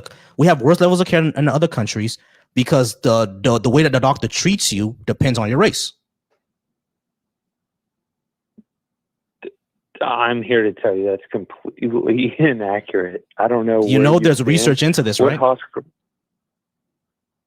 Oh, well, there's also security cameras that can prove everything you're just saying. All right. Well, we're not talking about security cameras. No one says that when you go into when a black person goes into a hospital, the security guards is going to kick them out. No one's saying that. What I'm saying is that the way that the No, but doctors there's hold on, also, listen, like, the hold on, let me finish. The way that the doctors and the nursing staff is going to treat you depends heavily on your socioeconomic status and your race. I used to work in a hospital. I've seen how homeless people get treated. Okay, well, I'm going to give you a little leeway there because you might have something. Right. Not just black people are homeless. No, I understand that, but that's not what I'm saying. What I'm saying is that in the United States, the way that you're treated by hospital staff depends heavily on your social economic status and your race. Like the homeless people that I talked about were usually homeless vets. They're treated pretty awfully, which broke my heart because I'm a vet. Yeah, I mean, but when you look into It breaks research, my heart too. yeah. But when you look into like research and everything like that on like how different races are treated, we see that black patients are more likely to be treated like they're drug seeking.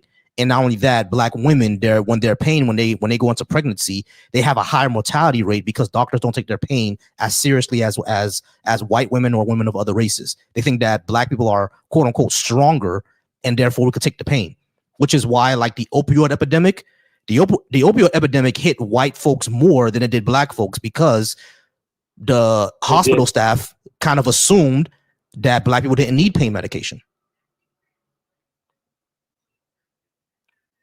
Like, Well, you see let the me issue there? ask you this. Let's talk about this. And this is a awkward thing. Why are there fewer black fathers in the home than any other race? Poverty. Okay, yeah. And okay, then why are so many black neighborhoods? Okay, I'm in Tulsa. Mm-hmm. Nobody wants to put a grocery store in North Tulsa. Mm-hmm. Do you know why? Yeah, it's a poor neighborhood. What? Poor neighborhood violence. And that was created by white supremacy. because you know that black people in this country were deliberately made poor, right? Well, no. What was redlining then? Well, if Black Wall Street, which is right down the road, it wasn't destroyed. It was, and it was rebuilt, right? But how was it not built back? How was it not built? It actually was. Do you know why it doesn't exist today? I would love to. Government And I've policy. asked a lot of people. Yeah, government policy. Eminent domain. The government went in there and says that, all right, we're just going to take all this, and then they built a highway through it. So that's why it doesn't exist anymore. Like give me some examples. I would love to know some examples of some thriving black communities, because I think I know there should be many, but I don't know any. Baldwin Hills, California, Buckhead, Atlanta, I think Pearland in Texas. Wait. Did you just say, what'd you say in Atlanta? Bankhead? It was either Bankhead or Buckhead. I'm not sure. It's one of those. It was either Bankhead or Buckhead. I'm not sure, but it's one of them. There's also PG County in Maryland. I said Baldwin Hills, California. Where do you live? Baltimore is not one, but where do you live? I live in Florida. Okay. Well, I'm there a lot, and Miami Gardens. Okay. Well, I'm at Palm Beach a lot, and it's a beautiful place to visit. Why is that? Because like a lot of the snowbirds moved down there when they retired, and the taxes. No, it's the way the whole government, their state government is ran. Mm-hmm. Yeah, the state. The state. Am I wrong? No, you're not wrong. The Florida state government invests much more into certain areas. That is correct. They don't invest into areas where people that look like me. Well, do you want to live in Minnesota? Does that look beautiful? No, it's too cold. I don't want to live in Minnesota. Okay. Do you want to live in? I don't know. I'm just saying. And my next thing I want to talk about is reparations. Mm-hmm. Why in the world, in any world, would the government pay reparations? I don't know. I've met a lot of people. Did we give reparations to the Japanese? Anyone that? What? Did we give reparations to the Japanese? You got me. Yeah, we gave reparations to the Japanese. So what's wrong giving it to black people?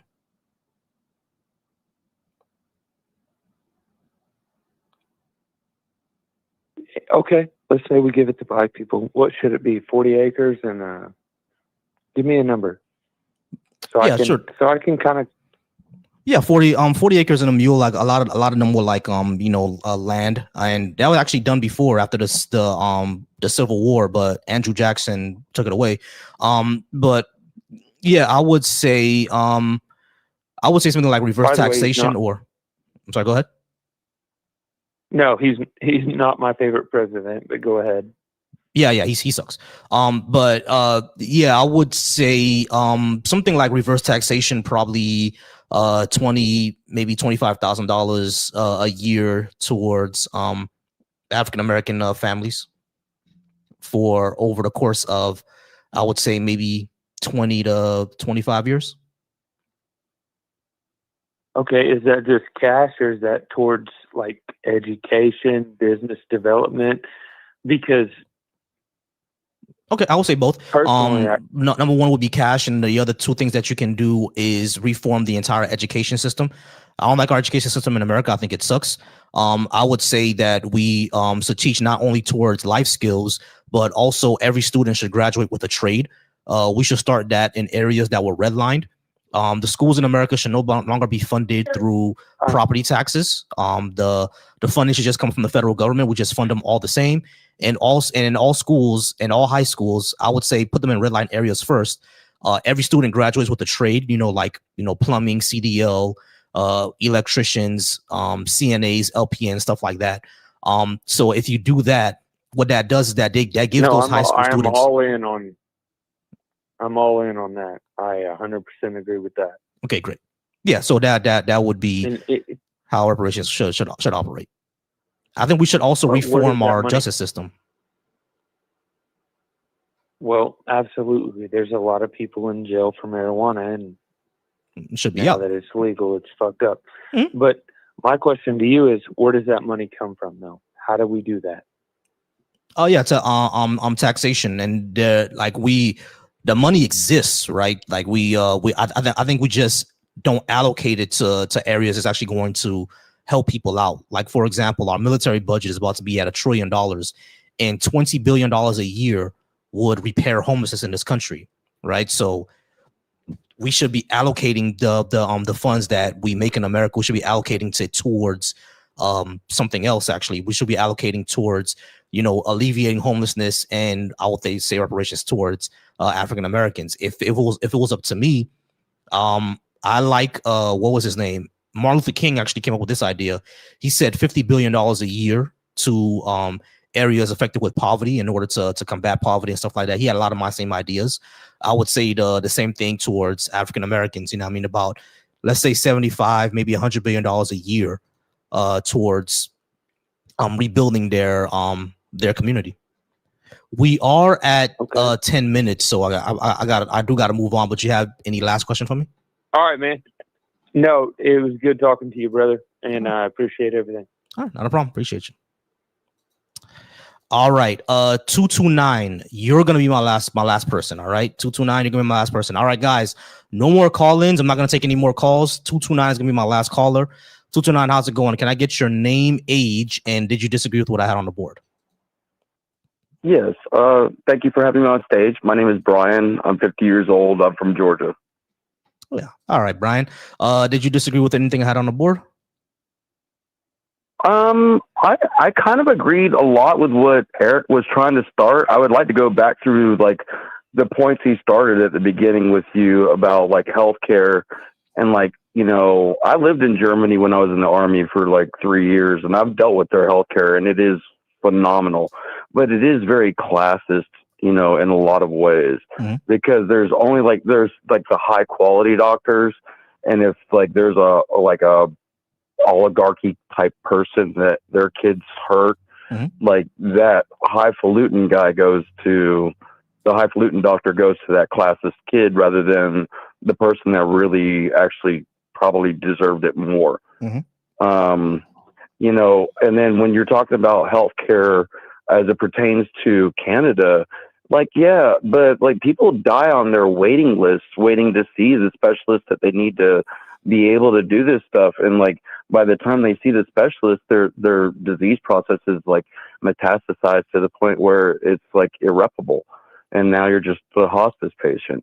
Like, yeah, you get free hospice, but yeah, they could have saved you. But, our healthcare is not I agree with what he was saying in regards to agreeing with you. Like, our system is broken too. I was a combat medic in the U.S. Army. I mean, I went to RN school. I used to work in a blood lab. I've been around the medical field, but like when you start taking like people like, Ben Carson, Dr. Ben Carson, like the singular, like greatest, like neurosurgeon in brain and bifurcation of like neurons through the brain. There's only one of him. And for you to tell me that like you're going to put him in a rotation of like everybody gets access to him, that's not how like the idea of the healthcare being universal it's not gonna work like that. I mean, that seems. I would say why not? Like if he's the best, and we want everybody to have the best care, and there are more like him, why can't everyone see him? Of course, but how do you make another Ben Carson? I got you. Hold on. I got you. I understand that 10,000 people can't see Ben Carson in a day, right? That's not going to happen. What we're trying to say is that like access to a doctor that's as quality as Ben Carson shouldn't be limited because you were born in a backwater in Louisiana. That sounds ridiculous to me. No, I'm a South Georgia redneck boy. Right, know? exactly. I don't think you growing up in the sticks in Georgia means that you can't see a doctor just as good as Ben Carson. You know what I mean? Like, we should all be able to see those type of doctors. We should also get quality care. It shouldn't depend on how much you have or don't have. You see what I'm saying? That's what Well, I mean, but for me, my realization is like when I got shot when I was in Iraq, when I was downrange, I was OIF 7 through 9, Operation Iraqi Freedom, and I got shot. I got a Purple Heart. I deal with the VA all the time, and like the quality of like the VA is like what I see, you know, universal healthcare being. And if you've ever listened to a veteran talk about how horrible the VA truly is, because it's a bunch of people there absorbing a paycheck, and the patients are left to the wayside. Yeah, no, VA is pretty terrible. I'm not gonna lie to say that VA is not terrible. Well, My to me, that's universal healthcare, sir. Right, but like, so what's the difference between? Why would that be universal healthcare and not what you had in Germany? Because I didn't have access to Germany. I mean, I had a friend that got knocked out in a bar and his head slapped the ground and his brain swelled, and the German doctors, like, they literally like peeled his brain skull off so it could expand, so it let the pressure relieve, and then like got the inflammation down and put his brain back on. Yeah, it was free to him, but bro, he was a military guy that got knocked out in Germany. Right. Like, not everybody gets that quality of care in Germany either. What I'm saying is that if that happened to a regular guy in Germany, he would have gotten that too, and not get a bill for it. Yes, Germany doesn't have universal health care. They have universal health care, but the access to the quality doctors like Ben Carson are not available 10,000 times a day, just like you said, sir. Right, of course they're not going to be. Of course, the top doctors like Ben Carson are not going to be available to everybody 10,000 times a day. Like, that's not what I'm arguing. What I'm arguing is that he's going to see a quality doctor and still get quality care. It's not going to matter how much you could pay for, because nothing's going to, because he doesn't pay for anything. That's what I'm trying to say. Well, so what I'm saying is, you can get a boob job by an ear, nose, and throat doctor, but I wouldn't recommend it. Of course, no one's saying to do that. Like, why y'all? What I don't. Here's what I want to understand. How come whenever we say that when it comes to healthcare in this country, everyone should have access to it, you come up with like examples like the one you came up with? No one's saying to do that.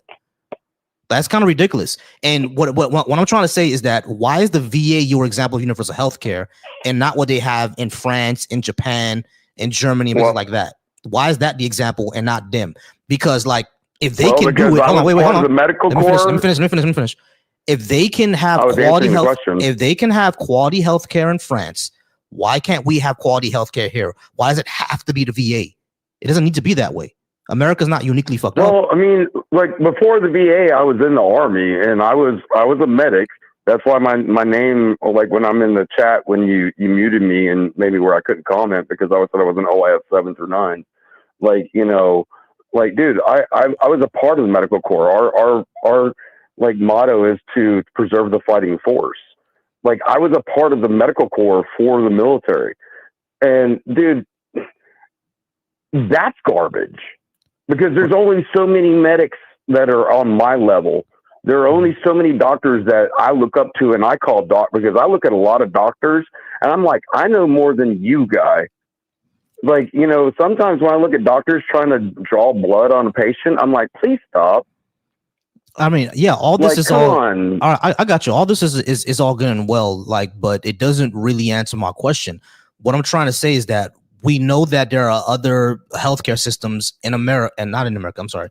We know there are other healthcare systems in the world that have good quality doctors, good quality staff, and everyone has access, right? So if they can do it, and America's the wealthiest country in the world, I don't see where you're getting the statistic that they all get access. Are you telling me that like, if you get get access, listen to my question, please. You're telling me that if someone gets injured in France, they wouldn't be able to go to the hospital? I'm not saying that they wouldn't be seen. I'm not saying that they're going to be seen by the best. All right. I mean, like when we say they're not going to be seen by the best, what do you mean by that? Do you want an ear, nose, and throat doctor to do your boob job on your wife? This is not answering my question. What do you mean you're not going to be seen by the That best? is literally the answer to your question. The answer is no. Dude, hold on. Listen to what I'm saying. Why would an ear, nose, and throat doctor be in a plastic surgery? Why would they do that? Like they do it all the time. Okay. I don't think you understand my question. Why would an ENT doctor be doing a boob job? This is a ridiculous because they could make money at doing it. But they're not trained in that. Why would they do that? No one's going to allow that to happen. Because they already went through medical school and no one is going to allow an ENT specialist to do a boob job. Hey, dude. No one is going to allow an ENT specialist to do a boob job that he is not trained for. That doesn't happen anywhere. Like, why do y'all come up with these ridiculous examples? That's not going to happen, bro. That's not going to happen. No one's going to let a podiatrist do a rhinoplasty. No one's going to do that. Like, he's not trained for that. So that's nothing to do with what I'm talking about. So when you say that they're not going to get quality doctors, what do you mean?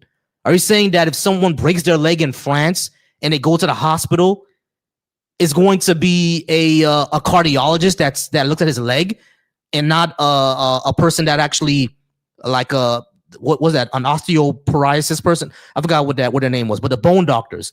You say he's not going to see a bone doctor? They're going to send an optometrist instead? Is that what you're saying?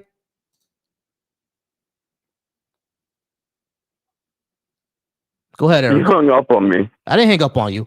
I'll put you on mute because I you heard a beep. I thought you hung up on me. Because I'm sorry. You kept on talking. And what I'm asking is, if you go to France and someone breaks their leg, are you saying they're not going to see a bone doctor? They're going to send an optometrist to do it? No, they'll see an osteoporosis or exactly. Osteo guy. Yeah, exactly. So that's what I'm saying. So when I ask you, what do you mean they're gonna get quality doctors? You say, oh, do you want an ENT to do a boob job? That's kind of crazy. Like, what are we talking about? Yeah, but if you're making me work for a specific pay for your home health care or your whole system health care everybody gets provided for, and I'm only making so much money from you to perform my job, but I can go and moonlight and make extra money on this side. Are you saying I'm not allowed to do that? You're going to be allowed to do it, but that would be stupid. Why would an ENT want to make extra money and then go to a boob job and kill somebody? He's going to get sued his ass off. That would be stupid. No, I mean, there have been many lawsuits by ENTs doing boob jobs. Look at Florida. Look at Miami specifically. Oh, yeah, Dade because County. my family is suing someone because that person didn't do a good job on my uncle. He got an infection and died. So, yeah. So, that's happening now. Yeah, there's a lot of that. A lot of malpractice. A lot of that shit. Mm-hmm. Excuse my language. No, it's all good. But what I'm saying is that I don't think in this situation where we have universal health care, everywhere will suddenly be like the VA. You know what I mean? The VA's main problem is underfunding. I'll tell you the truth. I don't know how. I get that everybody should have complete access to healthcare. I just don't think the idea when people say universal healthcare, they understand how to actually make it work for everybody. Just open Medicare. They have this idea of some utopia, but dude, I've been in the game, and the growing pains are gonna be strong and hard. No, I'm not. It's gonna be hard. I'm not saying it's not gonna be hard. It's definitely gonna be hard. But the way we can do it is the first thing we can do is have a public option. Yeah, I mean, you keep the private insurance market open. Just have a public option. People can opt into that, or just open up Medicare for everybody. Yes, sir. Well, then let me ask you a question. Then, what would happen if, I broke my leg and I was homeless, down here in Valdosta, Georgia, and I went to South Georgia Medical Center with a broken leg, and I just walked into the ER. And I told them I don't have any money and I'm homeless. Oh, they're gonna see. Are they gonna not fix my leg? No, they're gonna see you still. You're just gonna get a bill for it later. Huh? They're gonna see you still. You're just gonna get Well, get if a I'm bill for later. homeless, I'm homeless. What are you going to bill it to? Yeah. Oh yeah. We get the taxpayer pays for it. Like we absorb it. So we already have Yeah, a it goes on indigent pay. yeah, exactly. So it's like we have a system, but it's like completely inefficient. Well, you're not. If you get diagnosed with cancer and you're indigent, they're not going to pay for a treatment that costs $10,000 per round. Yeah, exactly. That's not gonna get paid for. So you're basically gonna die essentially. Well, a lot of like universal health care you're talking about within the countries you're talking about perform the same way because there's only so much medication and so much funding for all of it, and it's left for the people that donate to hospitals and shit. That's not what I've read. I'm sorry, dude. I'm sorry. No, I don't care about that. We're military men. We hear this all the time. You know what I mean, you've been around sailors. Well, I mean, I can talk like a sailor, but I was never in the Navy. No, I was in the Air Force, and we used to work with Navy all the time. Like it gets worse, so it's not a problem. Yeah, I mean, but I was a cav guy. I was light infantry. Yeah, but I was egress systems. I used to work on the jet, like the seat and canopy. I used to work on that. But yeah, I used to. I was a vehicle commander for 1st Squadron, 2nd Striker Cavalry Regiment. Oh, dude, I was Comanche Company. I was a 528. And down in Homestead, I was in the Homestead Air Base. That was pretty fun. Okay. It was pretty cool. But when I appreciate your service, man. And you know what? I hate hearing that from people that don't serve, but I like hearing it from people that did. Yeah, I appreciate you. I appreciate your so service. that's why I say it to people that do it. Yeah, of course. Because a lot of people don't know what the sacrifice really is. Yeah, it's a lot. All right. I do got to get out of here, but I do appreciate you being up. You are my last caller. Go ahead and call back in anytime. All right. All right, man. Peace, love, health, wealth. Have the best day of your life. You as well. All right, guys. I do appreciate y'all. Again, for anyone who was in the comments calling me stupid or anything like that, you could have called in. I don't know why you didn't call in. For the last caller, I don't think I muted you. That might have been one of my mods, and I'm not sure why. I don't look at the comments, so I'm not sure why he would have. But I do kind of trust my mod. So if he did, might have annoyed him somehow, some way. But for the last caller, I didn't mute you. I think that was my mods, but I don't look in the comments, so that's why I might have missed it. But yeah, I'm gonna go ahead and get out of here, guys, because I gotta go see the doctors tomorrow. Got to take a blood test real quick. But y'all, I do appreciate y'all. For anyone who was calling me stupid or anything like that, again, yeah, you guys can always call in. Yeah, I mean, you guys can always call in, like I had in the last 5 calls. Y'all see that I'm able to actually have a conversation and discussion. It just needs to be a good faith conversation and discussion. All right, that's all I ask for. So other than I did have a super chat before. Let me see if I can find it. I'm not sure if I can find a super chat, but I did have a super chat that I missed that I couldn't read. Damn, yeah, I missed it. It was a long time ago. But the person who sent me a super chat, I missed it, but I do appreciate the super chat.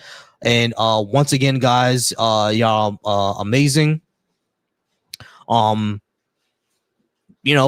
stay safe out there. The snowstorm is coming. Winter is here, like Ned Stark always told us. Winter is here, so y'all stay safe out there. Y'all be safe. I know the roads are slick. I know it's super cold.